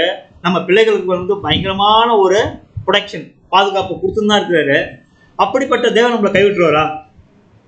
ஆனா நாம என்ன பண்றோம்னா, அந்த ஒரு தருணத்தை நாம பெருசா தூக்கி நம்ம தலையில வச்சிருக்கோம். இப்போ ஒரு 5 கிலோ 10 கிலோ வச்சா வெயிட் தெரியாது, ஒரு 50 கிலோ தூக்கி நம்ம வெயிட்ல தலையில வச்சோம்னா என்ன ஆகுது, நமக்கு ப்ரெஷர் அதிகமாகுது, உடம்பு அளவு மனசளவு வெயிட் அதிகமாகுது. அந்த மாதிரி விஷயத்தை நாமளே நமக்குள்ள போட்டு ரொம்ப குழப்ப ஆரம்பிச்சிடும். அதை லெகுவா எப்படி இறக்கணும்னு சொல்லிட்டு, இப்போ ஒரு பில்டிங் கட்டணும், ஒரு கொட்டேஷன் கொடுக்குறாங்க, பார்த்தா மழையா இருக்குது, கட்ட முடியாது. பட் ஆனால் அதுக்கு முன்னாடி எக்யூப்மெண்ட்டை கொண்டு போய் அங்கே உடைச்சா ஈஸியாக தெரியும். இப்போ வேலை தெரியாத போய் காட்டினா என்ன நினைப்பாரு, ஐயோ இந்த மலையை எப்படி உடைச்சு நான் செய்யுது, இதே வேலை தெரிஞ்சுங்கனாக்கா இதுக்கு முன்னாடி எக்யூப்மெண்ட் வந்தால் உடைச்சி ஈஸியாக. அப்போ பார்க்குற விஷயங்கள் தான், நாம் அந்த பிரச்சனையை உள்வாங்கிற விஷயம்தான் பொறுத்து தான் நம்ம வந்து ஒவ்வொரு விஷயத்தையும் நம்ம எப்படி மேற்கொள்ளுன்றத காரணம் நம்மகிட்ட இருக்கு. சப்போஸ் மேற்கொள்ள முடியலன்னா ஒரு சின்ன விஷயமா தான் என்ன பண்ணணும்னா நம்மளை அப்படியே அந்த பிரச்சனைக்குள்ள அமைக்கி நம்ம அப்படியே வெளிச்சத்தில் இருக்கும்போது கொஞ்சம் கொஞ்சமாக இருட்டில் போயிட்டு நம்ம என்ன பண்ணுற விஷயமே தெரியாமல் நமக்குள்ளே போயிடும். அது ஒரு பெருசாக எடுத்துக்கிட்டான். அப்போ எந்த ஒரு காரணமாக இருந்தாலும் நமக்கு யார் இருக்கா? இதாவது தேவன் இருக்காரு, நேரடியாக கேட்கலாம், நேரடியாக பேசலாம், எல்லா பாடங்களையும் அவர்கிட்ட நேராக சொல்லக்கூடிய தருணத்தை நம்ம ஆண்டவராக இயேசு கிறிஸ்து நமக்கு ஏற்படுத்தி கொடுத்துருக்கான்னு நம்ம பார்க்குறோம். அப்புறமாக இப்போ இவ்வளோ விஷயங்கள் செஞ்சு வந்தார்ல, பரிசுத்தம், எந்த ஒரு பாவம் சில வசனமும் பார்த்தோம், அவர் மேலே எந்த ஒரு பாவமும் எல்லாம் பார்த்துட்டோம். அப்புறம் எதுக்காக அவர் பரியாசம் பண்ணுறாங்க? பரியாசம் பண்ணுறதுன்னா என்ன? நாம் ஒருத்தங்களை ஒரு உதவி செய்ய போகிறோம்னு வச்சுங்களேன், உதவி செஞ்சுட்டு இருப்போம், அந்த உதவி செய்யறதுக்கு கொஞ்சம் டிலே ஆகிருக்குன்னு வச்சுங்களேன். அப்போ என்ன பண்ணுவாங்க? இவரை நம்பி நம்ம போனோம், இவர் அந்த விஷயத்தை முடிச்சு கொடுறதுக்கு 1 மாதம் ஆச்சு. இப்போ அந்த இடத்துல நம்ம ஒரு பரியாசம் பண்ண மாதிரி கிண்டல் பண்ணுற மாதிரி சொல்லுவாங்க. அப்போ விழுந்து போன மாவசம் என்ன பண்ணா கோவப்படும். ஏன்னா நம்ம ஒரு உதவி செஞ்சு போனோம், அந்த உதவி இவங்க கஷ்டப்படுறாங்க, நம்ம உதவி செய்ய போனோம், அந்த உதவி செய்யறதுக்கு நம்ம யாரை பார்த்தோம், யாராட்ட போய் கெஞ்சிருப்போம், இவங்களுக்காக யாராக நடந்திருப்போம் நம்ம வேலையை விட்டுட்டு. ஆனால் அந்த உதவி எப்படி சொல்கிறாங்கன்னா, உதவி அடைஞ்சிட்ட பிறகு எப்படி சொல்லுவாங்கன்னா, ஆமாம் இவர்கிட்ட போனால் 1 மாதம் ஆகிட்ட இருப்பா அந்த காரியத்தை முடிக்கிறதுக்கு. அந்த 1 மாதத்துக்கு நம்ம வழி வேலை நமக்கு தான் தெரியும். நாம் எவ்வளோ செலவு பண்ணியிருப்போம், எத்தனை பேரை பார்த்துருப்போம், எத்தனை பேர்ட்ட ரெக்வஸ்ட் பண்ணி நம்ம கெஞ்சிருப்போம், சார் பாவம் சார் தப்பு பண்ணிட்டாங்க, அதை போட்டு கொடுங்க, அதை வாங்கி கொடுங்கன்னு சொல்லிட்டு. ஆனால் அவங்க அந்த பலன் அடைஞ்சிட்ட பிறகு எப்படி பேசுவாங்க மனுஷன்? ஆமாம் 1 மாதம் கழிச்சு வாங்கி கொடுத்தாரு எனக்கு இந்த உதவி. அப்போ அந்த ஒரு தருணத்தையே நம்மளால சகிக்க முடியாது. நான் செஞ்சேன் என்ன அப்படி சொல்லிட்டேங்க. ஆனால் அந்த இடத்துல பாவம் செய்யலை, பரியாசம் பண்ணலை, எந்த ஒரு காரணம் சொல்ல, இந்த ஒட்டுமொத்த உலக ஜனங்களையும் ரட்சிக்கிறதுக்காக மீட்கிறதுக்காக தன்னை பரிசுத்தமான ஒருத்தர் பாவத்தில் தன்னை தாழ்த்தின்னு வந்திருக்காரு. அவரை பரியாசம் பண்ணுங்க. யாராலும் பரியாசம் பண்ணாங்க பாருங்க. யாராலும் எப்படியெல்லாம் பரியாசம் பண்ணாங்க? ஃபர்ஸ்ட் என்ன பண்றாங்க? கேலி செய்யறாங்க. கேலி செய்யறது மட்டும் விட்டா போறாங்க. அப்புறம் ஏளனமா கிண்டல் பண்றாங்க. கேலி செஞ்சாலே சகிச்சுக்க முடியாது, அதோட கிண்டல் செஞ்சா அதோட சகிச்சுக்க முடியாது. ஏளனம் பேசுறது என்ன? ஆமா இவர் தான் பெரிய ஒரு மாதிரி பேசுவாங்க. அப்புறம் அதோட இல்லாம ஒரு கேவலமா பேசுறது எப்படிங்க? இது எல்லாவற்றையும் ஒரு மனுஷன் நம்மளால சகிக்க முடியுமா? ஒரு நம்ம சகோதரர் இருக்கும்போதே ஒரு வார்த்தை கிண்டலாம் பண்ணாலே நம்ம சடனா கோவம் வரும். என்ன சகோதரர் எப்படி பேசுறீங்க, என்ன ஒரு கிண்டல் பண்றீங்க? நம்ம ஏன்னா வீழ்ந்து போன சரீரத்தினால நமக்கு அந்த சுபாவம் வரும். அப்போ ஒரு பரிசுத்த மனுஷன் பேசும்போது அவர் எந்த அளவுக்கு தன்னை சகிச்சிருப்பான்னு பார்த்தோன்னா, ஏன் இந்த ஒரு தருணத்தை அவருக்கு கேட்குறாங்க? கேலி செய்யறது எதனால, கிண்டல் செய்யறது எதனால, ஏளனம் செய்யறது எதனால, ஒரு கேவலமாக பேசுறது எதனால? இந்த ஒரு காரணத்துக்கு ஒரு காரணம் இருக்குன்னு. இப்போ நம்மளை பேசுகிறாங்கன்னா சக மனுஷன் கூட இருக்காங்க, நம்ம பார்க்குறாங்க, நம்ம செய்கிறோம், விழுந்து போகிறோம், நம்ம பேசுகிறோம்னு வச்சுக்கலாம். இப்போ அவர் எதுக்காக அந்த வார்த்தையை பேசியிருப்பாங்க பார்த்தா, அவர் சொன்ன ஒரு உண்மையான வார்த்தைக்காக தான் அவர் பேசியிருக்காங்க. என்ன அவர் சொன்னாருங்க? யூதருக்கு ராஜாவான்னு கேட்டாங்க. அவர் ஆக்சுவலாக ராஜாவா இல்லையா? அவர் பிறந்தது எங்குங்க? யூத குல ராஜா தானே அவர். யூத குலத்தில் பிறந்தாரு, யூதருக்கு ராஜா தான் அவர். அவங்க என்ன கேட்டாங்க? நீ யூதருக்கு ராஜாவா? அவர் செய்த சில காரணங்களை வைத்து, அவர் செய்த அடையாள அற்பங்களை வைத்து நீங்கள் என்ன ராஜாவாங்க, நீங்கள் என்ன யூதருக்கு ராஜாவா? நீங்கள் எதுக்கு இந்த ப்ரொடக்ஷன் எடுத்து மக்களுக்கு இவ்வளோ சுவிசேஷம் பண்ணி இந்த விஷயங்கள்லாம் மீட்கணுன்ற ஒரு செலவுக்கு நீங்கள் ஏன் வரீங்க? நாங்கள் இருக்கிறோம்ல, இந்த உலகத்தில் நாங்கள் இருக்கோம்ல. இப்போ இந்த ஊரில் இருக்கவங்க ஒரு மந்திரியோ ஒரு எம்எல்ஏ இருக்காங்கன்னா, நான் இந்த மக்களுக்கு தேவையை நான் செய்ய போகிறேன், நீங்கள் யாருங்க? இப்போ நம்மகிட்ட தேவன் ஒரு பொறுப்பு கொடுத்துருன்னு வச்சுக்கோங்க. நாம் போய் செய்கிறோம், பிரசங்கம் பண்ணுறோம், ஊழியம் செய்கிறோம், இப்போ பிரசங்கத்தை சொல்லுறோம், இப்போ பைபிள் ஸ்டடி போடுறோம், எல்லா விஷயம் நடத்துகிறோம். எதுக்காக நடத்துகிறோம்? இந்த ஊரில் தேவன் யாரா தெரிஞ்சுக்கிட்டு ரசிக்க வல்லமாக இருக்காங்கன்னா அவங்களுக்கு உண்டான ட்ராக்ஸ் நம்ம செய்கிறோம். நம்மளோட கடமை என்னங்க? ஊழியம் செய்யணும். புரியுதுங்களா? அதை செய்யும்போது உலகத்தாக நீங்கள் யாருங்க? உங்களுக்கு யார் இந்த அதிகாரத்தை கொடுத்தது? தேவன் கொடுத்துருக்காரு. நான் இருக்கிற வரைக்கும் என்னோட வேலை என்னன்னா செய்யலாம். அப்போ அதே மாதிரி தான் அவரை கேட்குறாங்க, நீங்கள் என்ன யூதருக்கு ராஜாவா? அவர் ராஜா தானே. அவங்களுடைய மைண்ட் செட்டில் எப்படி இருக்குன்னா, ராஜானா எப்படி இருக்குன்னா, பெரிய ஒரு அரண்மனை இருக்கணும், நிறைய சோல்ஜர் இருப்பாங்க, நிறைய போர்பட தளபதி தான் இருப்பாங்க. அரண்மனையை பார்த்தீங்கன்னா ஒரு பெரிய ஒரு சிங்காசனம் இருக்கும். இந்த பக்கம் ராஜ மந்திரிகள், ஆலோசகர்கள், கீழே அடிமைகள், அப்புறம் பணிப்பெண்கள், இப்படியெல்லாம் இருப்பாங்க. இப்படிதான் ஒரு ராஜாவை பார்க்க முடியும். இவர் சாதாரண ஒரு மனுஷனா இருக்காரு, ஆனா இவர் பண்ற போதனைலாம் பயங்கரமா இருக்குது என்ற உணர்வு தான் அவங்களுக்குள்ள இருந்திருக்கு. அப்ப அவர் கேட்ட கேள்விக்கு தான் பதில் சொல்லிக்கிறாரு. அவர் எந்த இடத்துல தவறா ஒரு வார்த்தை கூட பேசுனாங்க. கேட்டாங்க, நீங்கன்னா யூதருக்கு ராஜாவா? ஆமா. அந்த வார்த்தையில தாங்க அவ்வளோ ஒரு அவர் அந்த அளவுக்கு இன்சல்ட் பண்றாங்க. யாரெல்லாம் இன்சல்ட் பண்றாங்க பார்த்தா, பரிசேயரு, சதிசேயரு, அந்த இருக்குங்க மூப்பருங்க இருப்பாங்கல்ல, அவங்களுக்கு உண்டான மூப்பர்கள், சங்கத்தலைவர்கள், இவர் எல்லாரும் அவங்க மட்டும் பண்ணாங்களா? இல்ல, அவங்க சொந்த சம்பத்து இருக்காங்கல்ல, யாரு? இஸ்ரேல் ஜனங்கள், அண்ணன் தம்பி எல்லாமே இருந்திருப்பாங்கல்ல அவருக்கு. அவங்களுக்கு எல்லாமே பார்த்தீங்கன்னா அவர் ரொம்ப ஒரு இன்சல்ட்டிங்கா பேசிட்டு இருக்காங்க. ஏன் இந்த மாதிரி ஒரு தருணத்தை அவருக்கு கொடுக்குறாங்க பார்த்தீங்கன்னா, அவர் சொல்ற விஷயத்த அவங்களால உள்வாங்கி அதை தியானிச்சு இவர் என்ன சொல்ல வர்றாருன்றதை கூட அவங்க வாங்குறதுக்கு மனசே இல்லை, அதை உள்வாங்கி தியானிக்கிற அளவுக்கு சிந்தனையும் கிடையாது. ஏன்னா இவர் சொல்றது எல்லாம் புதுமையா இருக்கு. இவரு இப்ப நமக்கு ஒரு மனுஷன் ஆறுதல் சொல்றான்னா, நாம ஒரு தப்பு பண்ணிட்டோம்னு வச்சுங்களேன், அந்த தப்புக்கு ஏற்றபடியே ஒருத்தவங்க நம்ம உபதேசம் பண்ண எப்படி இருக்கும்? சந்தோஷமா இருக்கும். இவர் தான் என்ன புரிஞ்சுக்கிட்டாரு. ஆனா நாம செஞ்சது தப்பு. அந்த தப்பை ஆப்போசிட் பண்ணி, நீங்க செஞ்சது தவறு, இந்த தவறுக்கு நான் ஒப்பு கொடுக்க மாட்டேன், நீங்க பண்ணது தவறு, பண்ணிக்கூடாதுன்னு சொன்னா நாம எப்படி பார்ப்போம்? நாம ஒரு புது சிருஷ்டி தான். நாமளே எப்படி பார்ப்போம்? அவங்கள கஷ்டமா தான் பார்ப்போம் இல்லையா? உண்மையா இல்லைங்களா? அப்ப நாமளே எப்படி பார்க்கும்போது உலகத்தினர்கள் எப்படி பார்ப்பாங்க? அவங்கள நம்மளை கூட பல மடங்கு தப்பதான் பார்ப்பாங்க. அவங்க செய்த தவறுக்கு யார் ஒருத்தங்க நியாயமா சொல்றாங்களோ அவங்களுக்கு எல்லா சபஸ்கிரைபரும் அவங்களுக்கு தான் பெருமையா நினைப்பாங்க. ஒரு பெரிய உயர்ந்த இடத்துல அவங்கள பார்ப்பாங்க. நம்மளை எப்படி பார்ப்பாங்கன்னா, என்ன இவர் எதுக்கு எடுத்தாலும் ஒரு நியாயத்தை குற்றப்படுத்துறாரு, ஒரு குற்றப்படுத்தியே பேசுறாரு. ஆனா நீதி நிமித்தம் துன்பப்பட்டா பரவாயில்ல, நீ செஞ்சதே தவறு, அந்த தவறதான் சொல்ல முடியும். அதுதான் தேவன் நம்மளுக்கு உருவாக்கி கொடுத்துக்கிறாரு. யாரா இருக்கட்டும், என் பிள்ளையா இருக்கட்டும், என் மனைவியா இருக்கட்டும், என் உடன் சகோதரனா இருக்கட்டும், சகோதரியா இருக்கட்டும், தவறுனா தவறு தான். அப்பதான் நம்ம ஒரு நீதிமானுக்குள்ள விஷயத்தை கடந்து பை ஸ்டெப்பா தேவன்கிட்ட நெருங்கி போவோம். இல்லை இவங்க என் ரொம்ப சகோதரன், ரொம்ப உயிர் ஜீவன், இவர் செய்து தப்பு கிடையாதுங்க, அது நான் தாங்க சொல்லும் போது நாம தேவன்கிட்ட நெருங்கி போவோமா? தேவன்கிட்ட விலகி போவோமா? விலகி தான் போவோம். ஏன்னு கேட்டா, என்னைக்கும் தேவன் நீதிமான். இப்போ ஆதாம் தப்பு செஞ்சாரு, ஏவாளிலிருந்து தப்பு செஞ்சாரு. ஏவாளை மட்டும் தஞ்சிட்டு ஆதாம் வச்சுட்டு இன்னொரு ஏவாளும் தேவனால் கொடுக்க வல்லமை இருக்கா இல்லையா? கொடுத்துருக்கலாம். ஆனாலும் ஆதாம் கிட்ட விஷயத்தை தெளிவா சொல்லிட்டாரு.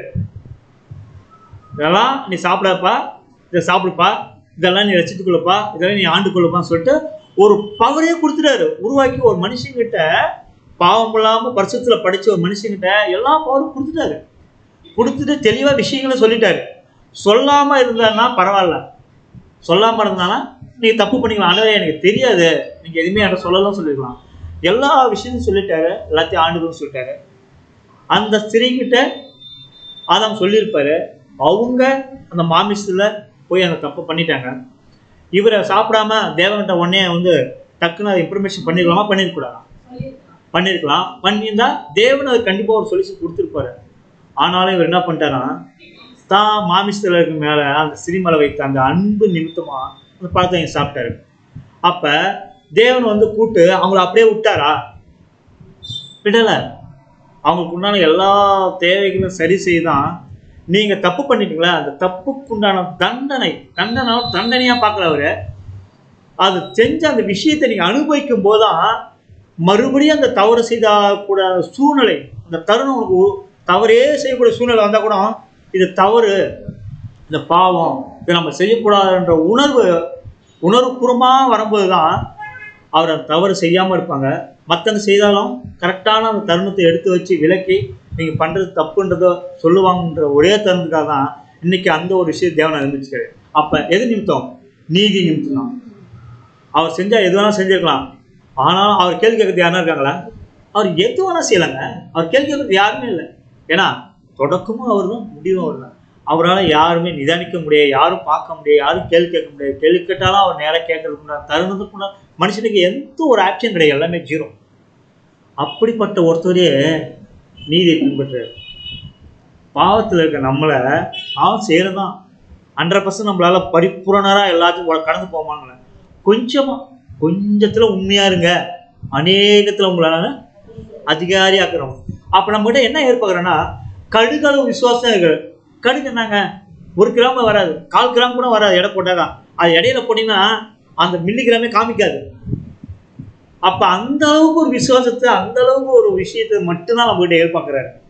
அப்போ அதுவே நம்மளால் கடைபிடிக்க முடியும், தவறி வரன்ற பார்க்கலாம். அப்போ இவங்க எல்லாரும் அவர் வந்து இந்த அளவுக்கு கேவலமாக, ஏளனமாக, கேலி செய்து, கிண்டல் செய்து பேசுகிறாங்க. சொந்த சம்பத்தே அவர் வந்து என்ன பண்ணுறாங்க, ரொம்ப ஒரு கடுமையாக வந்து அவர் கேலி பண்ணுறது. அவங்க கூட கூடிக்கிட்டு பரிசேயர் செய்கிற மூப்பர் வேலை பார்க்குற கூடிக்கிட்டு சொந்த சம்பத்தான அண்ணன், தம்பி, சகோதரி எல்லாமே பார்த்தோன்னா அவர் ரொம்ப கேவலமாக பேசுகிறாங்க, ஏளனம் பேசுகிறாங்கன்னு பார்க்கலாம். இது எல்லாவற்றையும் அவர் சகிக்கிறார். ஏன் சகிக்கிறாங்க பார்த்தா வாசிக்கலாம் பாருங்க.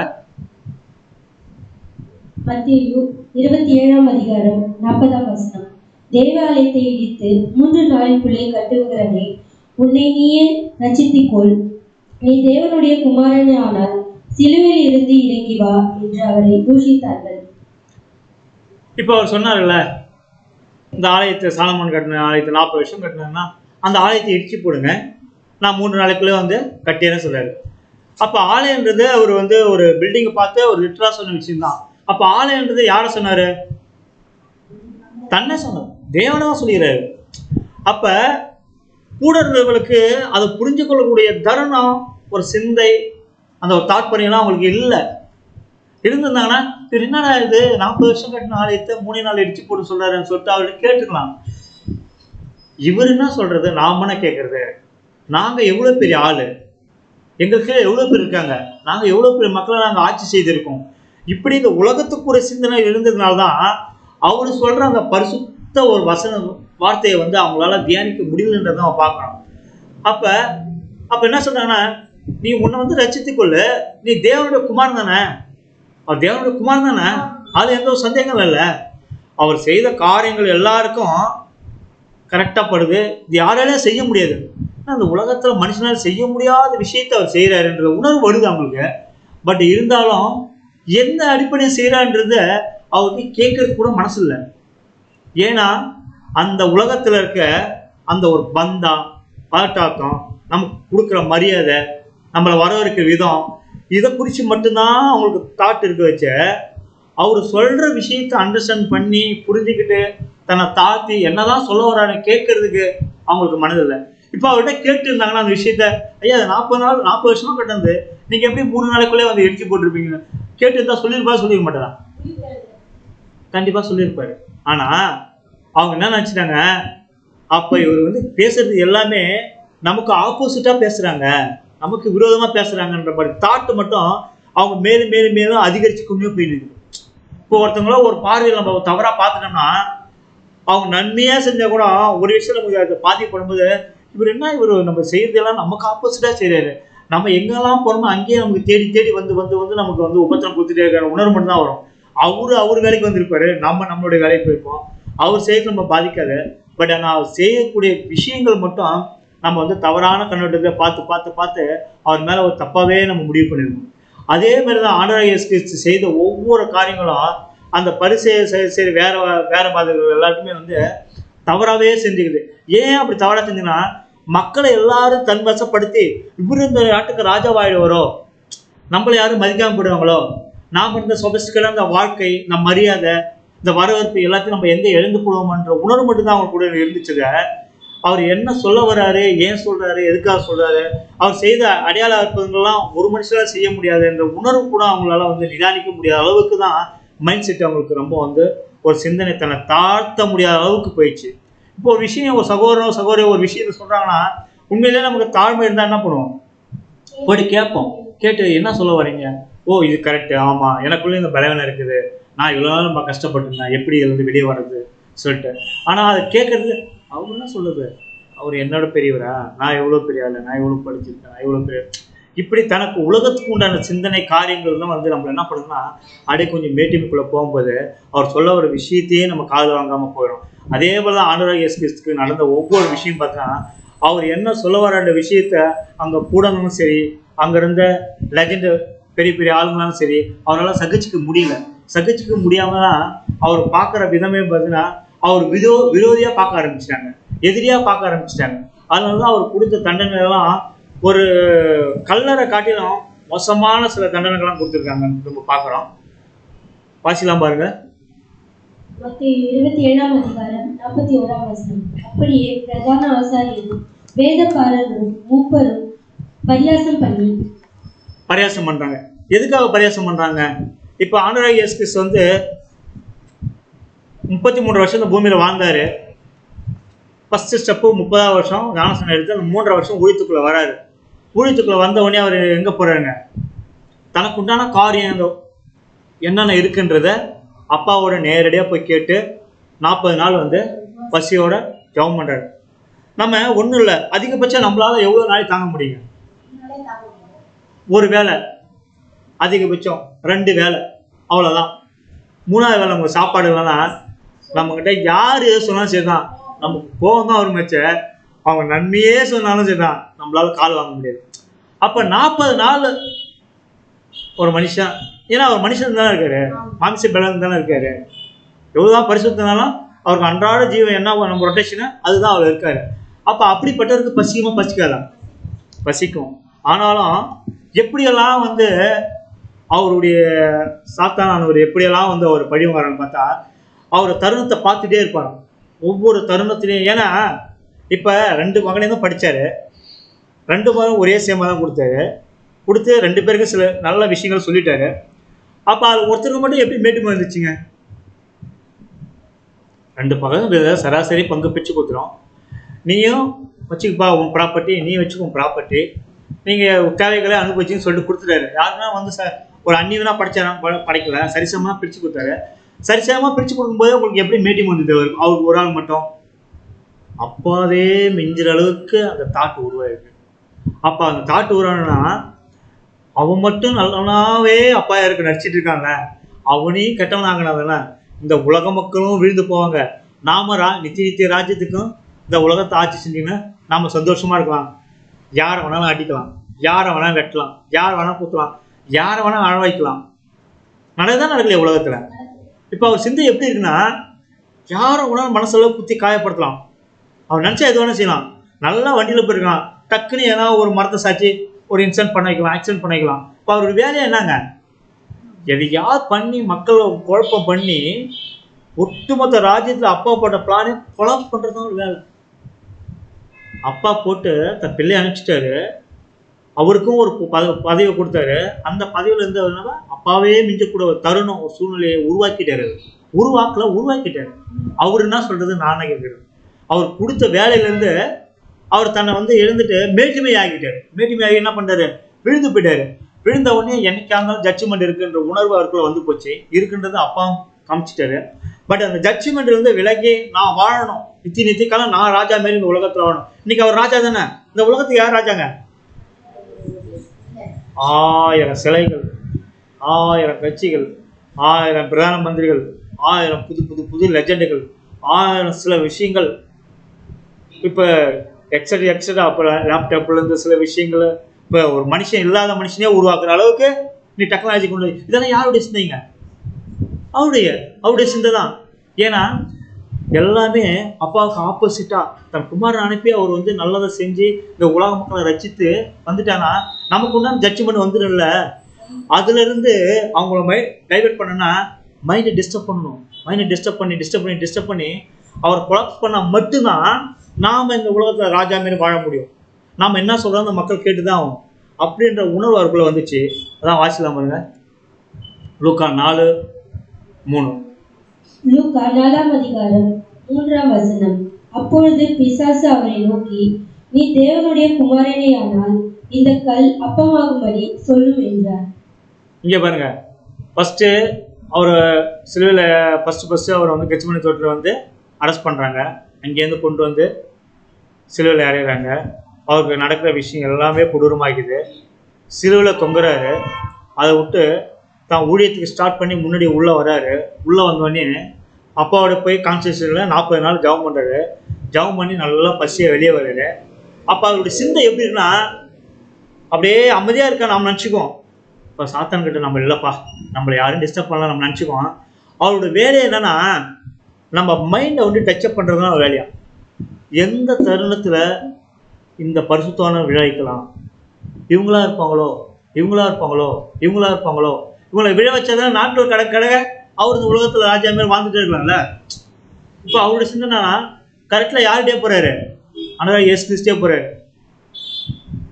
இந்த கல்லை அப்பமாக்கி நீ சாப்பிடு, நீ தேவகுமாரன் தான். அப்போ எப்படி சொல்கிறாரு, அவரும் தேவகுமாரன் தான். அப்போ எப்படி ஒரு டார்ச்சர் பண்ணுறான்னா, ஏன்னா இவர் விடுற வார்த்தையில் வந்து சில விஷயங்கள் கொலாப்ஸ் ஆகி நடக்காமே போயிடும். அவர் தெரியும், இவர் ஒரு ஆளை வச்சு தான் ஒட்டுமொத்த உலகத்தை ரசிக்கணும். மறித்து போன அந்த மக்களையே உயிர் தெரிந்து ஜீவனை கொடுக்கணும்னா இவரால் மட்டும்தான் முடியும். ஏன்னா இவர் மட்டும்தான் பரிசுத்தர். இவரை விட்டால் வேறு ஆள் இல்லைன்ற உணர்வு தெரியுது. இவர் எப்படியாவது விளைவிக்கணும், ஆண்டவராகிய இயேசு கிறிஸ்துவை எப்படியாவது விளைவிக்கணுன்றதா அந்த தருணத்தை பார்த்துட்டே இருப்பான்.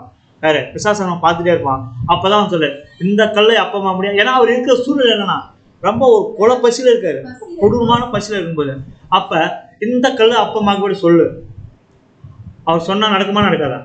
நடக்கும். இருந்தாலும் எந்த இடத்துலையும் தன் அப்பாவை வந்து விட்டு கொடுக்காத அளவுக்கு அவர் கான்ஃபிடண்டாக இருக்க. எவ்வளோ பசியாக இருந்தாலும் சரி தான், எவ்வளோ கொடூரமான சூழ்நிலை இருந்தால் தான் அப்பா மட்டும் விட்டு கொடுக்காம சூழ்நிலை இருக்கான்றது பார்க்குறோம். அது மட்டுமா, அடுத்தது பாருங்க, லூக்கா 4ஆம் அதிகாரம் 9ஆம் வசனம். அப்பொழுது அவர் அவரை எருசலேமுக்கு கொண்டு போய் தேவாலயத்து உப்பரியின் மேல் அவரை நிறுத்தி, நீ தேவனுடைய குமாரனையானால் இங்கே இருந்து தாழ குதியும். என்ன சொல்றாரு? ஃபர்ஸ்ட் என்ன சொல்றாரு, இந்த கல்லை அப்பமாக சாப்பிடு, நல்லா முடியும்ல. அவர் சொல்ற வார்த்தையை கொஞ்சம் ஒவ்வொரு இடத்துலையும் நீ உங்க அப்பாவுக்கு மகனா இருந்தா, நீ உங்க அப்பாவுக்கு மகனா இருந்தா, அந்த வார்த்தை தான் அவரால் தாங்க முடியல. ஆமா, மகன் தானா நீ சொல்றது வந்து மகன் அவருக்கும் தெரியும். விசேஷம் தெரியுமா தெரியாதா? அப்ப தெரியாதவங்க ஒரு வார்த்தை சொல்லிட்டாக்கா பரவாயில்ல, நம்மளா சகிச்சு முடியும். இப்ப தெரிஞ்சவங்களே நமக்கு ஒரு வார்த்தை சொன்னாங்கன்னா நம்மளா சகிக்க முடியுமா? இப்ப நம்மளே பார்த்து நீ உங்க அப்பா மகனா இருந்தா உங்க அப்பா பாட்ட கடனை கொடு, ஒரு வார்த்தை நம்மளை சொல்றோம்னு வச்சுக்கலாம், நமக்கு எப்படி இருக்கும்? ரொம்ப கஷ்டமா இருக்கும், ரொம்ப வலியா இருக்கும், வேதனையா இருக்கும். அவர் யாருங்க? நாம பாவப்பட்ட மனுஷன், எங்க அப்பா பாவத்துல எதுக்கோ அவர் செலவுக்கு வாங்கிட்டாரு, செலவு பண்ணிட்டாரு, அது சகிச்சுக்கலாம். அவர் பரிசுத்தரு, அவருக்கு ஒட்டுமொத்த உலகத்துல ரசிக்க தான் வந்திருக்காரு. அவர் மேல எந்த ஒரு பாவமும் இல்லை, ஒரு குற்றமும் இல்லை. அவர் எதிர்த்து பேசணும் கூட திருப்பி பேசல. அப்படிப்பட்ட ஒரு மனுஷனை போயிட்டு எந்த அளவுக்கு அவர் வந்து காயப்படுத்தினா, நீ உங்க அப்பாவை குமாரன் தான். ஆனா இவர் வாயிலிருந்து வர வார்த்தை வச்சு அவர் என்ன வேணா செய்வார். அந்த ஒரு வார்த்தையை தான் எதிர்பார்க்குறாரு. அதுதாங்க பழி வாங்குறது. இப்போ ஒரு மனுஷனை பழி வாங்குறான்னா, நம்ம எந்த அளவுக்கு ஒரு வார்த்தையை விடுறோமோ அந்த வார்த்தையை அப்படியே பெருசாக்கி ஒரு பெரிய கண்டென்ட் ஆக்கி அப்படியே பரப்பி இவர் இது பேசிட்டாரு. ஆனால் அந்த வார்த்தையோட வேல்யூபிள் புரோஜனமாக இருக்காது, ஜீரோவாக இருக்கும். அப்போ எப்படி இந்த உலகத்திலே நம்ம கூட இருக்க நம்ம எதிரி எப்படி இருக்காங்கன்னா, நம்ம வாயின் வார்த்தையை ரொம்ப உற்று பார்க்குறாங்க. இதோ ஒரு சின்ன வார்த்தை வந்துட்டு அவர்கிட்ட அந்த வார்த்தையை பெருசாக்கி அப்படியே சுத்தமாக ஒரு கண்டனம் பண்ணிக்க இல்லாத அளவுக்கு ஜீரோவாக்குற அளவுக்கு இவங்க உருவாக்குறாங்க. அப்போ அப்படிப்பட்ட நமக்கே இவ்வளோ பிரச்சனைனா இவர் யாரு? தேவகுமாரன், உலகத்தையும் ரசிக்க வந்துக்கிறாரு. அப்போ அவருடைய வார்த்தையை எந்த அளவுக்கு வேலைக்குள்ள பார்த்துருப்பாரு அவர் சாத்தானவர். ஏன்னா விழ வைக்கணும்ல அவரு. நாம விழுந்துட்டோம்,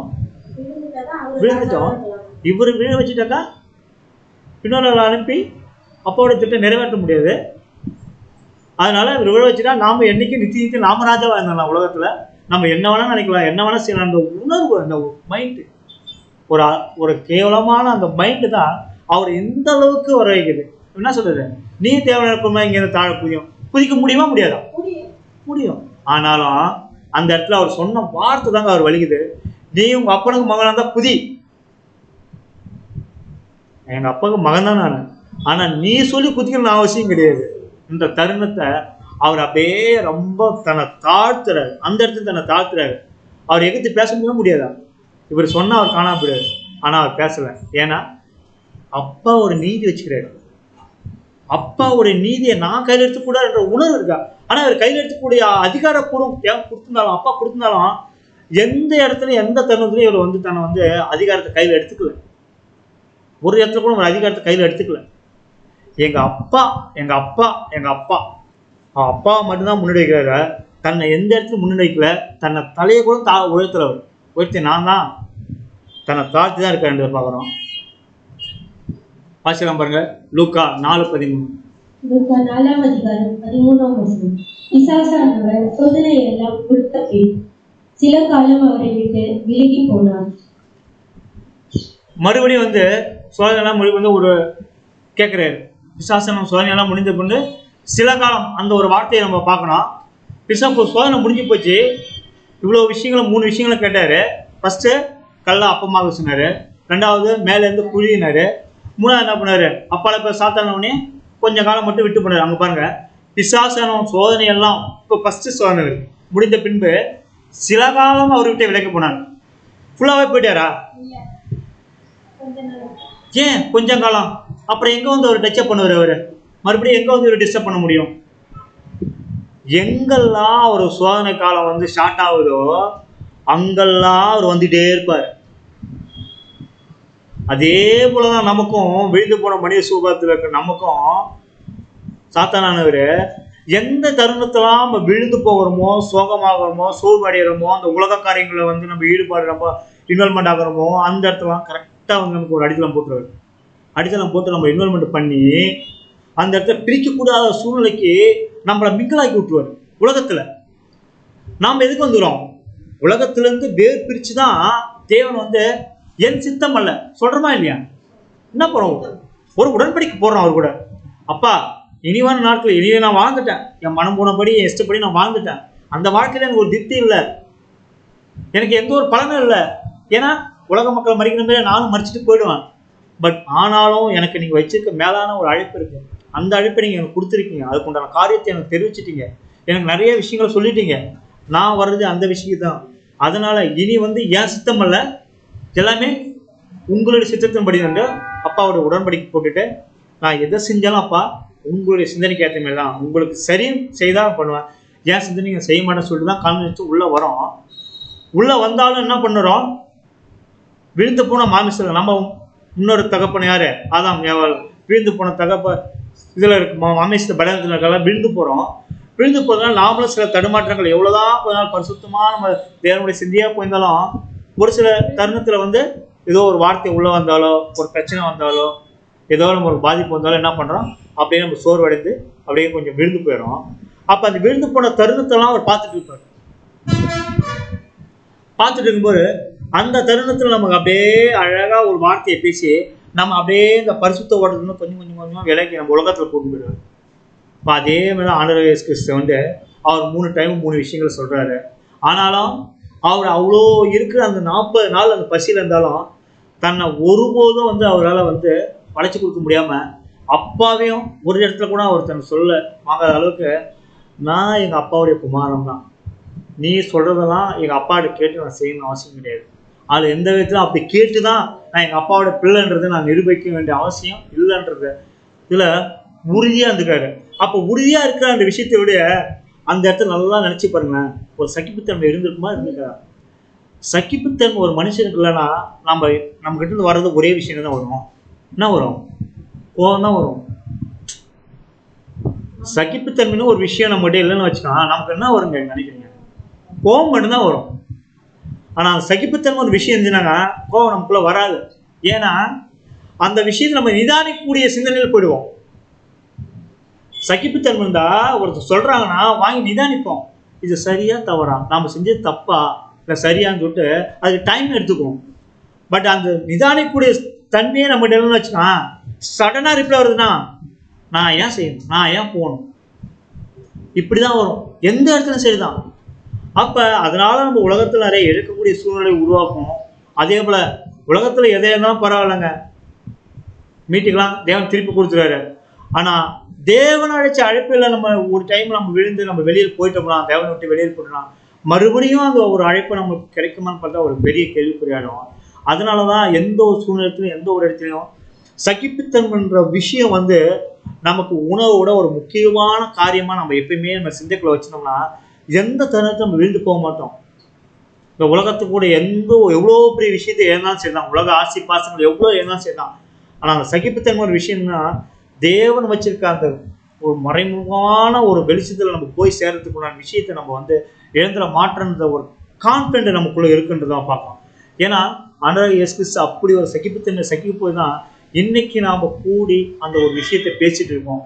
அவர் விழுந்து போயிருந்தான்னா இந்த விஷயத்தில் திருக்கோயிலாம் என்ன, இங்கே சபைனா எதுவுமே இருக்காது. வாழ்ந்தோம், பிறந்தோம், சாப்பிட்டோம், இறந்தோம், இப்படியே தான் அந்த உலகம் கண்டினியூஸாக ப்ராசஸிங் போயிருக்குன்றதை நம்ம பார்க்கலாம். அப்போ சகிப்புத்தன்மைன்றது எவ்வளோ பெரிய ஒரு விஷயமாங்க. நம்ம இன்னைக்கு இந்த ஜீவன் உசுறு எந்த அளவுக்கு நமக்கு இருக்கோ அதே அளவுக்கு நமக்கு சகிப்புத்தன்மை இந்த உலகத்தில் இருந்தால் மட்டும்தான் நாம் அந்த ஓட்டத்தில் ஓடி நம்ம அந்த ஜெயிச்சு அப்பாவோட உட்காந்து பிதாவை தேவன் யாருன்றதை நம்ம பார்க்க முடியுன்றத நம்ம எந்த விதத்துலையும் மறக்க முடியாத ஒரு விஷயம்னா நம்ம சகிப்புத்தன்மை இருக்குன்றதை பார்க்கலாம். அப்புறம் இந்த உலகத்தில் அவர் செய்கிறாங்களா வாசிக்கலாம். அப்போஸ்தலர் 3:17. அப்போஸ்தலர் 3:17. சகோதரரே, நீங்களும் உங்கள் அதிகாரிகளும் அறியாமையினாலே இதை செய்தீர்கள் என்று அறிந்திருக்கிறேன். இப்ப நம்ம சகோதரர் நம்ம செய்யறாங்கல்ல, ஆண்டவர் இயேசு கிறிஸ்து என்ன சொல்றேன்னா, சகோதரரே நீங்களும் உங்கள் அதிகாரிகளும் அறியாமையினாலே இதை செய்கிறீர்கள் என்று அறிந்திருக்கிறேன். இன்னைக்கு இந்த உலகத்துல அறியாமன்ற விஷயம் அப்படியே ஒரு போர்வை மாதிரி இருக்கா இல்லையா? யாராவது அறியாமல் இல்லைன்றது யாராவது சொல்ல முடியுமா? பெரிய பெரிய லட்சணா கூட இருக்கணும், எல்லாமே அறியாமைக்குள்ளதான் இருக்காங்க. ஏன்னா ஆண்டவர் இயேசு கிறிஸ்து சொல்றாரு, அவருக்கு செஞ்ச ஒவ்வொரு விஷயமும் இன்னைக்கு நீங்க அறியாமல் தான் எனக்கு செய்றீங்க. அவர் அடிச்சதுலேருந்து, கேவலமா பேசுறதுலேருந்து, கொடுமைப்படுத்துறது எல்லாமே விஷயமும் அறியாமல் செய்யறாங்க. இப்ப அறியாமல் செய்யற விஷயத்துக்கு அவர் சொல்றாரு, இன்னும் கொஞ்சம் காலம் தான் அந்த அறியாமைன்ற விஷயம் இந்த உலகத்துல இருக்கும். கொஞ்சம் காலம் ஆச்சுன்னா அந்த அறியாமை மறைஞ்சிரும். இதான உண்மை. அறியாமை எவ்வளவு நாளைக்கு இருக்கும்? தேவனுடைய ராஜ்யம் வர வரைக்கும் தாங்க அறியாம இருக்கும். தேவனுடைய ராஜ்யம் போச்சுன்னா ஒவ்வொரு மக்களும் இருட்டுக்குள்ள இருக்கனால வெளிச்சத்துக்கு வந்துடுவாங்க. வெளிச்சத்துக்கு வரும்போது அந்த அறியாமைன்ற விஷயமே அங்க இருக்காது. அறியாமைன்ற விஷயத்துல இருந்தால் தானே உனக்கு பாவம் செய்வேன், ஒருத்தவங்களை கேவலமா பேசுவேன், ஒருத்தவங்க கேலி பண்ணுவேன், ஒரு கிண்டல் பண்ணுவேன். நீ தான் வெளிச்சத்துல வந்துட்டிய. வெளிச்சத்து பிள்ளைகள் என்னைக்காவது அந்த சிந்தை வருமா? ஏன்னா எல்லாருமே ஒரே சமமா சரித்துவமா பார்க்கக்கூடிய சிந்தை வந்துடும். இருட்டுக்குள்ள இருக்க நாம வெளிச்சத்துக்குள்ள போயிட்டோம்னா எப்படி இருக்கும்? நமக்கு ஒரு பிரைட்னஸ் கிடைச்சிடும். நமக்குள்ள நம்ம சிந்தை எல்லாம் ஒரு பிரைட்னஸ் ஆகிடும். நம்ம பிரெயின் பார்க்குற பார்வை, பேசுகிற வார்த்தை, எண்ணங்கள், இருதயங்கள் எல்லாமே பயங்கர ஃப்ரெட்னஸ் ஆகிடும், சுத்தமாகிடும். இன்னைக்கு நாம் நம்ம சுத்தப்படுத்திருக்கோம், படுத்துக்கு முயற்சி பண்ணுறோம். அன்னைக்கு சுத்தப்படுத்தவே இல்லை, தானாக சுத்தமாகிடும். ஏன்னா இருட்டுக்குள்ளேருந்து வெளிச்சத்துக்குள்ள வந்துடும், அறியாமல் ஏக்குள்ளேருந்து வெளிச்சத்துக்கு வந்துடும். தேவனுடைய டைரக்டான ஒரு லிங்கில் வரும்போது நமக்கு அறியாமல் இருக்குமா? அப்போ அதான் சொல்கிறாரு, இன்னைக்கு நீங்கள் செய்கிற ஒவ்வொரு விஷயமும் அறியாமலே செய்கிறீங்க, அதை நான் அறிஞ்சிருக்கிறேன். அதனால உங்கள் மேலே வலியோ வேதனையோ கோபப்படுறதுனால எந்த ஒரு பிரயோஜனமும் நடக்க போகிறதில்ல என்ற விஷயத்தை மட்டும் அவர் கரெக்டாக அந்த இடத்துல தருணத்தில் கரெக்டான விஷயத்த பதிவு பண்ணுறாரு. இப்போ அவங்க செய்கிற விஷயத்தை குறித்து அவங்ககிட்ட அவர் ஆர்குமெண்ட் பண்ணியிருக்கலாம், பேசியிருக்கலாம், நான் தப்பு பண்ணணும்னு சொல்லிட்டு. அந்த இடத்துல தாங்க ஆண்டவர் இயேசு கிறிஸ்து அவர் நிற்கிறாரு, தன் சகிப்புத்தன்மை காட்டுறாரு. ஏன்னு கேட்டால் இவங்க செய்யறதுலாம் அறியாமல் செய்கிறாங்க. யார் நடத்துகிறா? அவங்க யார் வழி நடத்துறாரு? உலகத்தின் பிரபஞ்சத்தினாக தேவன், ஒளியின் வேஷத்தை தரித்து கொண்டிருக்கிற வேஷன் தேவன். அவர் எப்படி இருக்காங்க? சிங்கம் போல. எப்படி இருக்காங்க? கேட்கிற சிங்கம் போல எவனை விழுங்கலாம் என்று வகை தேடி சுற்றி திரிகிறாரு. இப்ப அவர் வேலையை என்ன வசனம் எப்படி சொல்லிட்டு பாருங்க, சிங்கம் போல நிக்கிறான்னு சொல்லல, வசனமே தெளிவா கொடுத்துரு, அப்படியே சுற்றி திரிகிறாரு. ஆமா, இப்ப எங்க வேணா இருப்பாரு, நல்லா நம்ம பாடத்தை கேட்டு வெளியே போவோம், ஏதோ ஒரு இன்சிடென்ட் பண்ணுவாரு, நமக்கு அப்படியே ஒட்டுமொத்த மைண்ட் டிஸ்டர்ப் பண்ணுவாரு, ஒட்டுமொத்த மனைவி சீரை குறைச்சிடுவாரு, எது வேணா பண்ணுவாரு. நம்ம எந்த தருணத்துல இருக்கோம்? அப்பாவுடைய இரக்கத்தை வாங்கக்கூடிய சூழ்நிலை தருணத்துல நம்ம கடைசியில இருக்கோம், அந்த மாசம் கடைசியில இருக்கோம். அப்பா கிட்ட எப்படியாவது நம்ம செஞ்ச தப்புக்கு அப்பா பரிவர்த்தனம் பேசி, அப்பா நான் பண்ண தப்பு தான், என்னை மன்னிச்சிருங்க அந்த சூழ்நிலை தருணத்தில் இருக்கும். ஆனால் அந்த தருணத்தை அவர் எப்படியெல்லாம் வாங்கினா சுற்றி திரிஞ்சினே இருப்பாராம், பார்த்துட்டே இருப்பாரு. எந்த நேரத்தில் இங்கே விவாதிக்கலாம், எந்த நேரத்தில் உங்க கோவப்படுத்தலாம், எந்த நேரத்தில் இவங்க யாருன்னா ஆப்போசிட்ல சகோதர சகோதர தூஷிக்க வந்து வகை தேடலாம் சொல்லிட்டு அப்படியே ரவுண்ட்ஸ்ல. அவர் வேலையை என்னதாங்க, அவர் வேலையே பழி வாங்குறதாங்க. நன்மை செய்யறது வேலை கிடையாது, பழி வாங்குறது தான் அவர் வேலை. இப்போ பழி வாங்குற ஒரு மனுஷனுடைய நோக்கம் எப்படி இருங்க, அவர் எந்த ஒரு வேலைக்கு போகணும்னு அவசியம் கிடையாதுங்க. புரியுதுங்களா? அவரை தேடி நிறைய காரியம் வந்துடும். இப்போ உலகத்தில் ஒரு மனுஷன் நம்ம பார்ப்போம், ஒருத்தர் பஞ்சாயத்து பண்ணுறோன்னா எங்கேயாவது போய் கடத்தெருவுலையோ பஸ் ஸ்டாண்ட்லையோ இல்லை ஒரு கம்பெனியில் பண்ணிங்கன்னா ஏன்னா பஞ்சாயத்து பண்ணணுமா, பஞ்சாயத்து பண்ண கேட்குறாரா? நாம் தான் அவர் தேடி போகிறோம். அவர் யாருன்னே தெரியாது, கேள்விப்படுவோம். இவர்கிட்ட போனால் அந்த பஞ்சாயத்தை முடிஞ்சிடும், இவர் தீர்த்து வச்சுருவாங்க, பிரச்சனை தீர்த்து வச்சுருவாங்க. அப்போ அப்படிப்பட்டவருக்கு எதை குறிச்சாலும் கவலை இருக்குமா? காலையில் இல்லை, நைட்டுக்கு இல்லை, மதிய சாப்பாட்டுக்கு பாக்கெட்டில் பணம் இல்லைன்னு சொல்லிட்டு எந்த கவலையாக இருக்குமா? உலக மனுஷனுக்கே அந்த அளவுக்கு சொகச்சு கொடுப்பாரு. இவர் எப்படியாப்பட்டாலுங்க, ஒளியின் விஷத்தை தரிச்சு கொள்ளக்கூடிய அளவுக்கு பவர் இருக்க மனுஷனுக்கு இவருடைய சிந்தனை மைண்ட் எப்படி இருக்கு, டேரெக்டாக தாக்கக்கூடிய இருக்கும். அப்படியே மைண்டை டச் பண்ணுவார், மைண்டை தாக்குவார். எந்த சூழ்நிலையும் எந்த இடத்துல நம்ம விழ வைக்கிறதுக்குண்டான வாய்ப்பை வந்து அவர் அப்படியே பார்த்துக்கிட்டே இருப்பாங்க. பார்த்துட்டே நம்ம விழ வைக்கிறதுக்கு மட்டும்தான் நம்மளோட.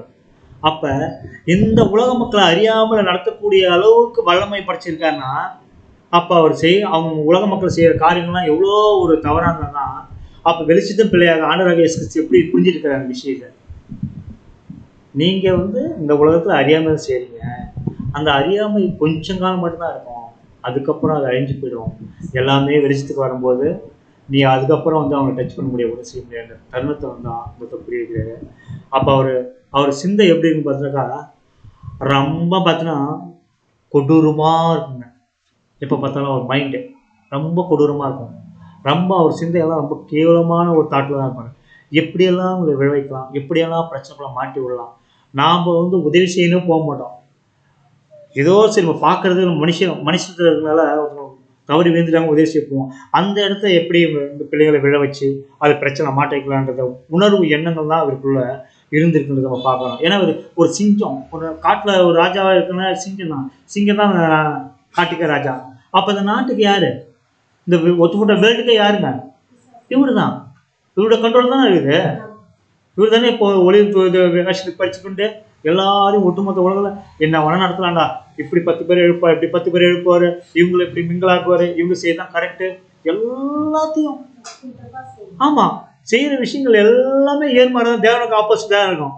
ஆனால் தேவன் பாருங்க, இவ்வளோ ஒரு விஷயத்துலையும் நாம் நினச்சிருக்கோம் நான் தானே அந்த உலகத்தில் பொறுமைசாலி, அவங்க இங்கே தப்பு பண்ணாங்க, நம்மளை மன்னிச்சுட்டு நாம் நினைக்கிறோமே, நம்மளாம் 0% கூட அந்த மாதிரி நினைக்கக்கூடாது. இதாவது தேவன் பாருங்க, இவ்வளோ ஒரு விஷயம் நடந்தோம் அவர் இவ்வளோ ஒரு அமைதியாக சகிப்புத்தன்மையாக இருக்கிறாருன்னா, அவருடைய கேரக்டர் நம்மள ஒரு தூசலாக கூட இல்லைங்க. நம்ம எங்கேயா நம்ம சகிக்க முடியல, நம்ம சகோதரன் உடன் சகோதராக இருக்கல ஒரு வார்த்தை சொன்னாலும் நாம் அதை மண்டைகளை ஏற்றி ப்ரெஷர் ஆக்கி ஹார்ட் வெடிக்கிற அளவுக்கு அந்த விஷயத்தை கொண்டு போகிறோம். ஆனால் நம்மளை படித்து இந்த உலகத்துலேருந்து வேர் பிடிச்சி நமக்கு வச்சுருக்க ஒரு அழைப்பை என் பிள்ளை வந்து இந்த உலகத்தை சுதந்திரித்து கொள்ளணும்னு சொல்லிட்டு அவர் ஒவ்வொரு நாளும் அந்த தருணத்துக்காக எவ்வளோ ஒரு பொறுமையாக இருக்கா பாருங்க. அவருக்காக பொறுமையாக இருக்காரா, நமக்காக பொறுமையாக இருக்காங்க. என் பிள்ளை வந்துட்டான், இவ்வளோ நாள் ஓடிட்டான், கொஞ்சம் தான் அவங்ககிட்ட கொஞ்சம் கேரக்டர் கொஞ்சம் காமிச்சானே என் கூட வந்துடுவான்னு சொல்லிட்டு நம்மளை விட எவ்வளோ விஷயத்த சகிக்கிறாரு பார்த்தீங்களா. ஆனால் நாம தான் நினைக்கணுமா, நான் எவ்வளோ சகிக்கிறேன் தெரியுமா அந்த சகோதரனுக்கு ஆப்போசிட்டாக, அந்த சகோதரிக்கு ஆப்போசிட் நான் எவ்வளோ சகிக்கிறேன் பார்த்தியா. நான் மட்டும் கொஞ்சம் எழுந்துன்னா வச்சுக்கேன் இப்படி தான். ஏன்னா நாம் விழுந்து போனால் பலகீன மாம்சத்தில் இருக்கோம். ஆனால் நாம் ஆண்டவராகிய இயேசு கிறிஸ்துவும் பிதாவாகிய தேவனும் ஒவ்வொரு நிமிஷமும் கம்பேர் பண்ணோம்னா கண்டிப்பாக அந்த தாட்டு நமக்குள்ள வராது. நினச்சி பாருங்கள், நம்ம தனிமையில் இருக்கணும் உட்காந்து நினச்சி பாருங்கள், நமக்கு யார் வேணால் எவ்வளோ வேணால் செஞ்சுருக்குங்க, எக்ஸிமா கூட போயிருக்குங்க. பட் அதெல்லாம் ஒன்றுமே இல்லை. நம்மக்கிட்ட இருந்து எல்லாத்துக்கும் அபகரித்து எடுத்துக்கிட்டோங்க, அதெல்லாம் ஒன்றுமே இல்லை. அப்படின்ற தருணத்தை ஆண்டவராகிய இயேசு கிறிஸ்துவ பிதாவாகிய தேவன் நம்ம ஒரு நிமிஷம் தனிமையில் இருந்து அப்படியே நிதானித்து பார்த்தோம்னா நம்மளாம் ஒன்றுமே இல்லை. நம்ம செய்யற தவறுக்கு நம்மளை எத்தனை முறை அவர் தண்டிக்கலாம். ஆனா தண்டிக்கிறாரா? இல்லை. புத்தி சொல்லி ஒவ்வொரு செகண்டும் புத்தி சொல்லி ஏன் நம்ம பிள்ளை நம்ம அழைச்சிட்டோம் வந்துடுவாரு. நமக்காக யார் பரிந்து பேசுறாரு? அவருக்கு அது வேலையே இல்லைங்க. ஆண்டவராகிய இயேசு கிறிஸ்து நமக்காக பரிந்து பேசணும் வேலையே இல்லை. வந்தாரு, நான் வாழ்ந்துட்டேன் 33 வருஷத்துல உலகத்துல ஒரு சராசரி மனுஷன் வாழ வேண்டிய வாழ்க்கை நான் வாழ்ந்துட்டேன். எல்லாத்தையுமே சகிச்சுட்டேங்க. இன்னைக்கு ஒன்றும் இல்லை, நம்ம பஸ்ல போறோம், ஒரு மீன் கூடையே நம்ம மீனை நல்லா சகிச்சு சாப்பிட்றோம். மீன் கூடையை எடுத்துட்டு வந்து ஒருத்தவங்க பக்கத்துல உட்காந்தானா நம்ம எப்படி மூக்க பிடிக்கிறோம், எப்படி வாமிட்டு கும்புறோம், மனசுக்குள்ள அவங்களை திட்டுறோம். ஏன் அங்க இடமே இல்லையா? ப்ராக்டிக்கலாக நடக்கிற வாக்கு தானே இது. இப்போ அவர் வாழ்ந்ததெல்லாம் எங்கெங்க வாழ்ந்தாரு? யார் கூட வாழ்ந்தாரு? ஆண்டவராகிய இயேசு கிறிஸ்து யார் கூட வாழ்ந்தாரு? எல்லாமே மீனருங்க. பேதுருலேருந்து எங்க கடலோரத்தை தான் வாழ்ந்துக்கிறாங்க. அப்போ அவங்களுக்குள்ள இருந்த அந்த ஒரு விஷயத்தெல்லாம் எப்படி அவர் தன் சகிச்சுப்பார் பார்த்துங்க. அவங்க கூட வாழ்ந்துருக்காரு, சாப்பிட்டுக்கிறாரு, படுத்திருக்காரு, எல்லாமே ஊழியம் பண்ணிக்கிறாருன்னா அப்போ அவங்களுக்குள்ள அந்த இடத்துல அந்த சூழ்நிலை நினைச்சு பாருங்க. இன்னைக்கு ஒரு கடலோரத்துல மீன் பிடிக்கிற இடத்துல ஒரு லாட்ஜ் கிட்ட போய் நம்மளால நிற்க முடியாதுங்க. ஆனா இங்க வந்தா வீட்டுக்கிட்டே வாங்கி நம்ம அழகா சமைச்சு சாப்பிட்டுறோம். பட் அங்க போய் நின்று நீங்க சகிச்சு பாருங்க, சில பேருக்கு முடியாது, வாமிட்டே வந்துடும். எல்லா வகையும் நல்ல மீன் வரும், கெட்ட மீன் வரும், தூக்கி அப்படியே ஓரம் போடுவாங்க. அந்த சகதி சாக்கடை கீக்கடை அப்படியே சேருங்கும் பயங்கரமா இருக்குங்க. அப்ப அதெல்லாம் வந்து சகிச்சு தாங்க அவங்க கூட அந்த 3 வருஷம் அந்த ஊழியத்துல டிராவல் பண்ணிக்கிறாரு. அப்புறம் அவரை காட்டி நம்ம பெரியவங்களா? ஒண்ணுமே இல்லைங்க. எந்த ஒரு தருணத்திலும் எந்த ஒரு சூழ்நிலையிலும் பிரச்சனை உபத்திரம் பாடுகள் வரும்போது நம்ம அவரை மட்டுமே நிதானிச்சு பார்த்தோம்னா நமக்கு இந்த உலகத்துல நம்ம சுத்தி நடக்கிற பிரச்சனை எல்லாம் ஒண்ணுமே இருக்காதுங்க. ஜீரோல தாங்க இருக்கும், நியூட்ரலா இருக்கும். நியூட்ரலா இருக்கும்போது தான் ஒரு விஷயத்தை நம்ம உள்வாங்கி தேவனுடைய விஷயத்தை நம்ம உள்ள போக போக போக அந்த நியூட்ரல் மைண்ட் எல்லாம் மட்டும்தான் உள்ள வாங்குவோம் மைண்டு எந்த ஒரு விஷயத்தையும். இப்போ நம்ம இங்கே உட்காந்துருக்கோம், நான் பேசிட்டு இருக்கேன், பட் நியூட்ரல் மைண்ட் இல்லைன்னா நான் பேசணும் ஒரு வாரத்துக்கும் மைண்டில் போகாது, இன்க்ளூடிங் என்னையும் சேர்த்தான். ஆனால் நியூட்ரல் மைண்ட் இருந்துச்சுங்க, இந்த சகோதரன் என்ன சொல்கிறாருன்ற விஷயம் நமக்கு எல்லாமே எந்த ஒரு சகோதரன் பாடம் எடுத்தாலும் உள்ளே போகும். நமக்கு நியூட்ரல் மைண்டில் ஏதோ ஒரு உலக காரியத்தை போய் மைண்டில் ப்ரெஷர் பண்ணிங்கன்னா அப்படியே சரி போய் ஆகணுன்றத ஒரு கட்டாயத்தின் படி நம்ம வந்தோம்னாக்கா எப்பயுமே போகாது. நம்மளே நம்ம நிதானிக்க முடியாது, விழுந்துட்டே தான் இருப்போம். நியூட்ரல் மைண்டு பண்ண பண்ண பண்ண பண்ணதான் நம்ம அப்பாவோடய அப்டேட் ஆகிட்டே இருப்போம். நம்ம ஆயுஷ் நாட்கள் கம்மியாக இருக்கும், சீக்கிரமாக நம்ம அப்பாவோட போயிடுவோம். இல்லைனா நம்ம நியூட்ரல் மைண்ட் இல்லைன்னா அதை வெளியில் எடுத்துக்கே டைம் ஆகும், அதை எடுத்து தேவனுடைய வார்த்தை உள்ளே போகிறதுக்கே டைம் ஆகும். அப்போ நாட்கள் அப்படியே கடந்து போயிட்டே இருக்கும். அதனால் எந்த சூழ்நிலையும் நம்ம 2 பேர் தான் பார்க்கணுங்க. ஒன்று ஆண்டவராகிய இயேசு கிறிஸ்து நமக்காக வந்து ரியலாகவே இந்த உலகத்தில் வாழ்ந்து மடிச்சிருக்காரு. ஒன்று அப்பா சகிச்சுட்டு இருக்காரு. இவ்வளோ உலகத்தில் ஒட்டுமொத்த உலகத்தை சகிச்சுட்டு இருக்காருப்பாங்க, அவர் தான் பார்க்கணும். நாமெல்லாம் என்ன சகிக்கிறோம்? ஒன்றுமே இல்லை. அப்போ ஒவ்வொரு வருடமும் நமக்கு அப்பா நம்ம மேலே வச்சுக்க அன்பு நிமித்தமாக ஒவ்வொரு வருஷமும் நமக்கு அவர் என்ன சொல்கிறாரு? அப்பா என் கூட வந்து என்னை நினச்சி நீங்கள் செய்த பாவத்தெல்லாம் மேலும் ஒரு அப்டேட் பண்ணி விட்றேன், எல்லாத்தையும் கிளியர் பண்ணிவிட்டு உங்களுக்கு ஃப்ரெஷ் ஆக்கி விட்றேன், நியூட்ரல் ஆக்கி விட்றேன், மறுபடியும் என்னோட கடந்து வாங்க சொல்கிறாரா இல்லைங்களா? அப்போ அந்த ஒரு தருணம் மட்டும்தான் நம்மளால் நினச்சிக்க ஆரம்பிச்சு நம்ம மாமிசக்குரிய சிந்தனை நம்ம பார்த்தோம்னா என்றைக்கும் இந்த ஓட்டத்துக்குள்ள நம்ம அப்டேட் ஆக முடியாத விஷயம் பார்க்குறோம். நமக்குள்ளே வரும் தான், மைண்டு வரதான் செய்யும், ஒரே ப்ரெஷராக இருக்கும். ஒரு சில தருணத்தில் என்ன பண்ணுவோம்னா நம்ம ஒரு பிரச்சனை வருதுன்னா ஈஸியாக அந்த பிரச்சனையை சால்வ் பண்ணுறோங்க, நமக்கே தெரியாது. கரெக்டாக பேச வேண்டிய இடத்துல பேசிட்டு பேசக்கூடாத இடத்துல அமைதியாக இருந்துட்டு வெளியே வந்துடுவோம்.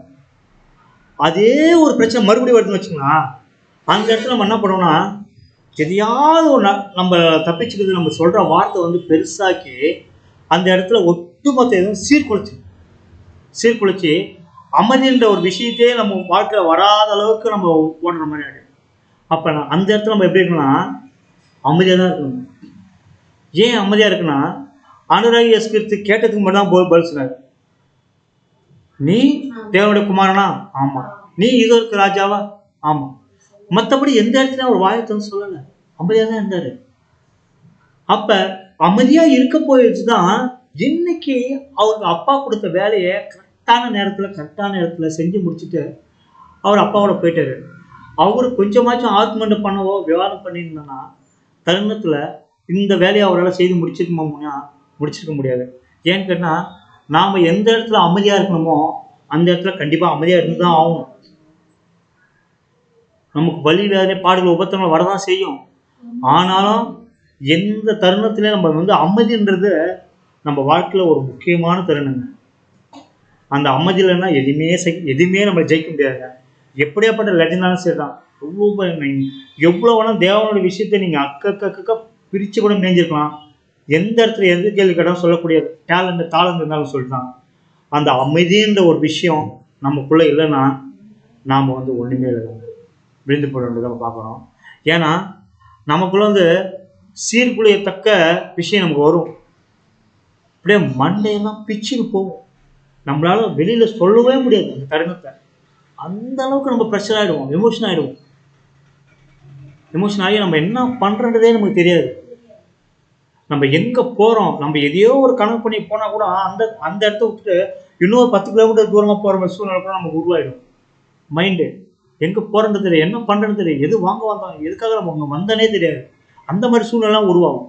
ஆனாலும் அந்த சூழ்நிலை எல்லாத்தையும் நம்ம கடக்க போனால் ஒரே ஒரு விஷயந்தான், வாயை மூடி அமைதியாக இருந்தால் மட்டும்தான் நம்ம அந்த தருணத்தை ஜெயிக்க முடியும்னு பார்க்கணும். அப்போ ஆண்டவராகிய இயேசு கிறிஸ்து எந்த இடத்துல எதை பேசணும் எதை பேசக்கூடாதுன்ற தருணத்தில் அவர் கரெக்டாக அந்தந்த தருணத்துக்கு தன்னை ஒப்பு கொடுத்துக்கிறாரு, சகிச்சுக்கிறாருன்னு தான் பார்க்கலாம். அவர்களால் சகிக்க முடியலன்னு வச்சுக்கலாம், எந்த இடத்துல வேணால் யார் வேணாலும் எதிர்த்து பேசியிருக்கலாம், ஆர்குமெண்ட் பண்ணியிருக்கலாம். அப்போ அந்த தருணமே ரொம்ப கொலாப்ஸாக இருக்குன்ற விஷயம் பார்க்கலாம். அப்போ சகிப்புத்தன்மை வாழ்க்கையில் எவ்வளோ பெரிய விஷயமா அமைன்றது நம்ம பார்த்துக்கலாம். அப்போ நம்ம எந்த தருணத்தில் பேசணும் பேசக்கூடாதுன்றதை நம்ம கரெக்டாக சூஸ் பண்ணி, ஒரு சில இடத்துல நம்ம அமைதியாக இருக்கணும், அமைதியாக தான் இருந்தாலும், அமைதியாக இருந்தால் மட்டும்தான் நம்ம ஜெயிக்க முடியும்னு பார்க்குறோம். இந்த இடத்துல லூக்கா வாசிக்கலாமா? லூக்கா 23.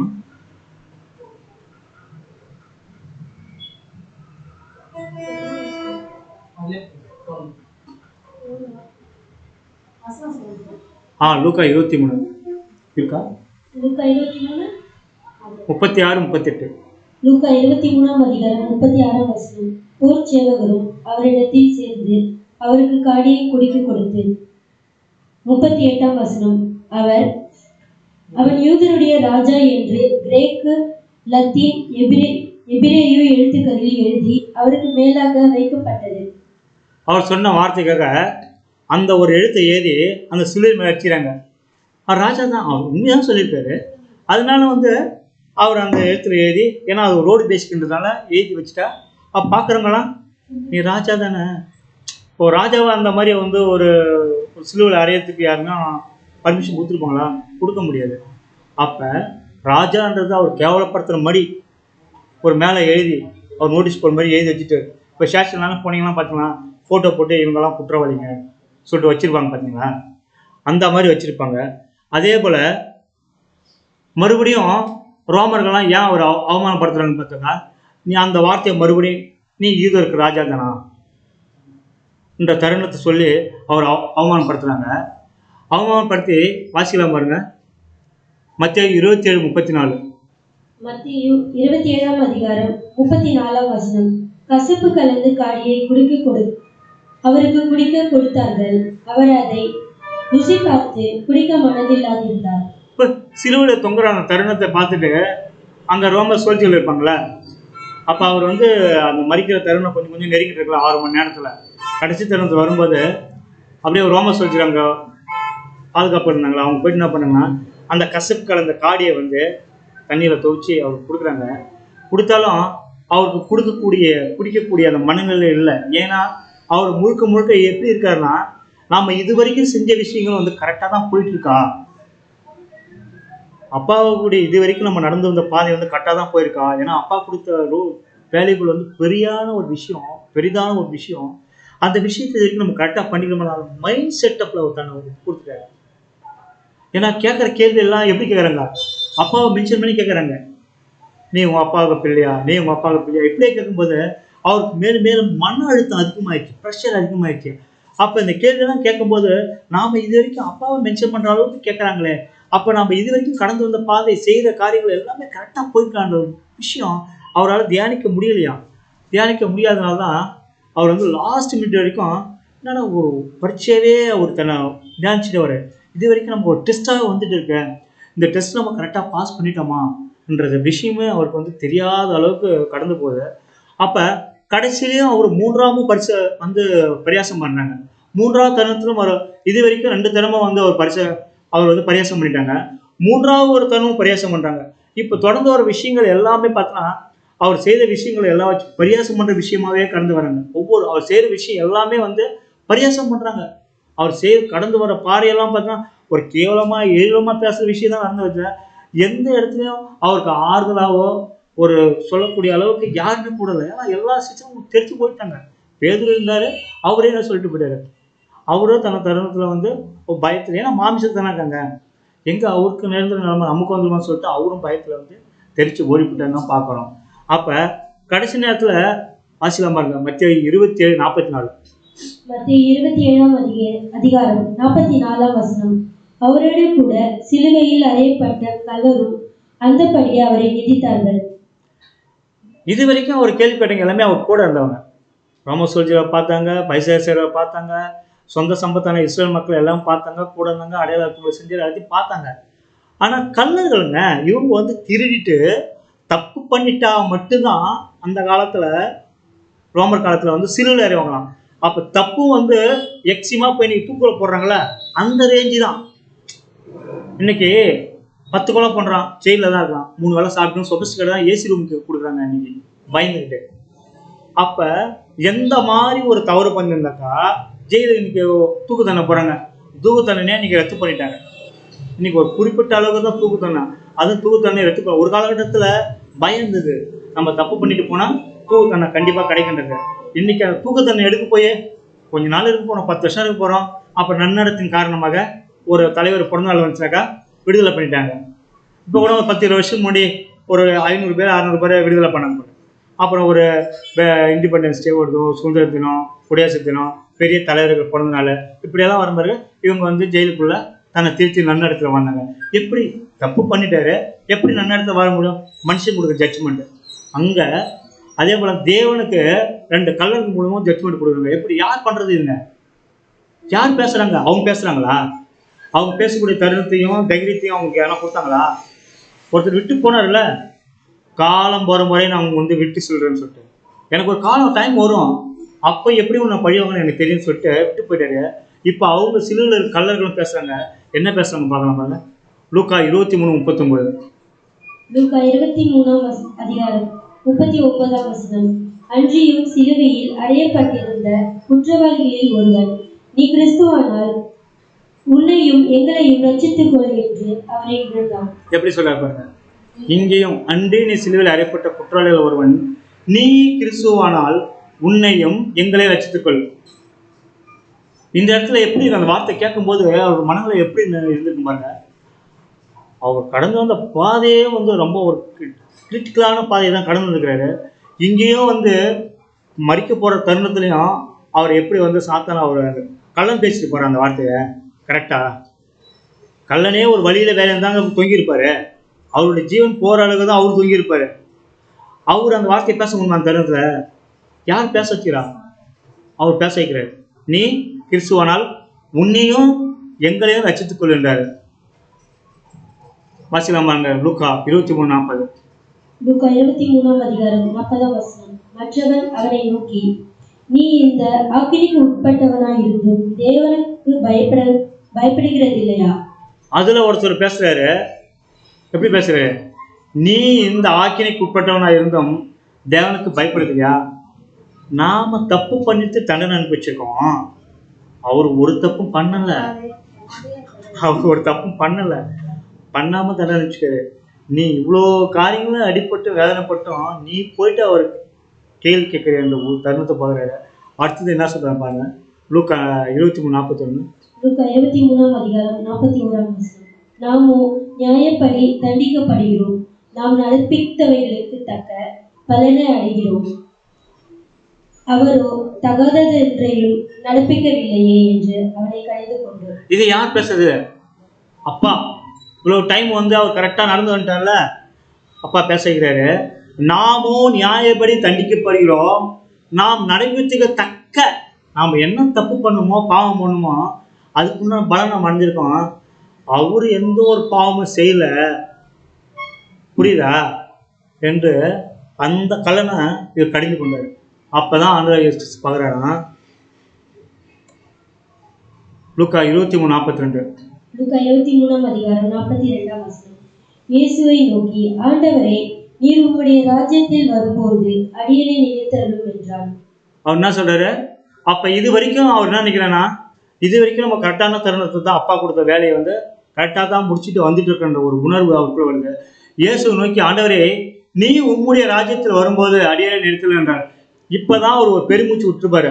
அப்ப அப்பா கொடுத்த இந்த வேலையை இந்த நேரம் வரைக்கும் நம்ம கரெக்டாக தான் பண்ணிட்டு வரோன்ற ஒரு உணர்வு அவருக்குள்ள வந்திருக்குன்னு பார்க்குறோம்.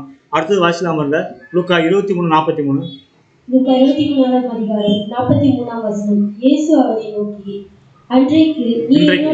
இன்றைக்கு நீ என்னோட கூட பரதேசில் இருப்பாய் என்று மெய்யாகவே உங்களுக்கு சொல்கிறேன் என்றார். அப்ப தேவனுடைய ராஜ்யம் பரதேசின்றது அன்னைக்கு அவர் சொன்ன வார்த்தை வந்து தேவனுடைய ராஜ்யத்துல நீ என் கூட இருப்பன்ற விஷயத்த அவர் புரிய வச்சிருப்பாரு. அப்ப அந்த இடத்துல புரிய வைக்கும் போது அவர் நினைச்சிருப்பாரு ஆண்டவர் இயேசு கிறிஸ்து, அப்ப இது வரைக்கும் நம்ம செஞ்சது கரெக்டா. அந்த சிலுவை தருணத்துல அவர் எதிர்பார்த்த ஒரு கேள்வி என்னன்னா, அப்பா இது வரைக்கும் நான் செஞ்ச வேலையில கரெக்டா போயிருக்கேனா என்றதை எதிர்பார்த்திருக்காரு. அந்த தருணத்துல தான் அந்த கல்லணை வச்சு பிதாவாகிய தேவன் பேச வச்சும் போதுதான் அவர் நினைச்சிருப்பாரு, இது வரைக்கும் நான் செய்த காரியங்கள் எல்லாமே கரெக்டா போயிருக்கு.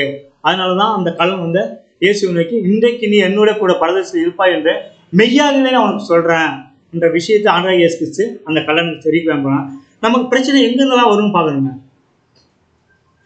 பிரச்சனை நம்ம யார்கிட்ட தான் வருது? இப்போ உலகத்துல வாழறல நமக்கு பிரச்சனை யார்கிட்ட தான் வரும்? ஒரு சகோதரன்கிட்ட தான் வரும், ஒரு சகோதரிக்கு வரும். அதே மாரி நம்ம யாரெல்லாம் க்ளோஸா இருக்கிறோமோ வருதா இல்லையா? ரியல் தானே இது வரும். ஏன்னா ஆண்டவராக இயேசு கூடவே இந்த பேர் என்ன சொன்னாருங்க, ஒரு எக்ஸாம்பிளுக்கு, ஆண்டவரே யாரு போனாலும் போவாங்க ஆண்டவரே, நான் உங்களை விட்டு போக மாட்டேன்னு சொல்லி நிரூபிச்சும் காட்டினாரா இல்லையா? பட்டயத்தை எடுத்து மல்பூஸ் வெட்டினாரா இல்லையா? அவ்வளோ தைரியம் எங்கேருந்து வந்தது அவருக்கு? இப்ப அந்த தைரியம் யார் கூட வந்தது? இப்ப அதே மாதிரி தாங்க இந்த உலகத்துல இந்த வாழ்க்கை நம்ம வாழற பசுத்த வாழ்க்கையும் நமக்கு நிறைய சப்போர்ட்டா கூட இருப்பாங்க. டக்குன்னு பார்த்தோன்னா அவங்க மூலமா பிரச்சனை பாடுங்க உபத்திரம் வரும்போது தான் நம்ம அப்படியே சோர்ந்து போய் தளர்ந்து போய், ஐயோ அந்த ஓட்டத்தை இனிமேல் ஓடவே நம்மள முடியாது அப்படின்னு ஆண்டவராக இயேசு கிறிஸ்து அந்த ஒரு கெச்சமேல தோட்டத்தில் அவர் நினைச்சிருந்தாங்கன்னா இன்னைக்கு அவரு நிறைவேற்றக்கூடிய சூழ்நிலையை நிறைவேற்றி முடிச்சிருப்பாரா? எல்லாமே வந்து ரியலா வாழ்ந்து காட்டிட்டு போயிருக்காங்க. கூட அந்த பேரு எவ்வளவு தில்லா அந்த பட்டத்தை வெட்டிருப்பாரு. ஏன்னா எவ்வளோ ரோம சோல்ஜர்களும் அவங்க அரெஸ்ட் பண்ண வந்துட்டாங்க.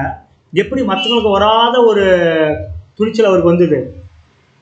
அதே மாதிரி தருணத்துல தான் நமக்கு நிறைய பேர் கூட இருப்பாங்க. ஐயோ எனக்கு ஒண்ணுன்னா என் சகோதரன் தாங்குவாங்கன்ற உணர்வு இருக்கும்.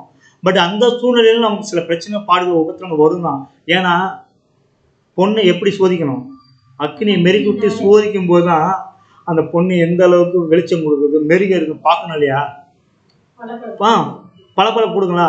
அப்ப அந்த தருணத்தை நம்ம யார் நினைக்கிறோம்?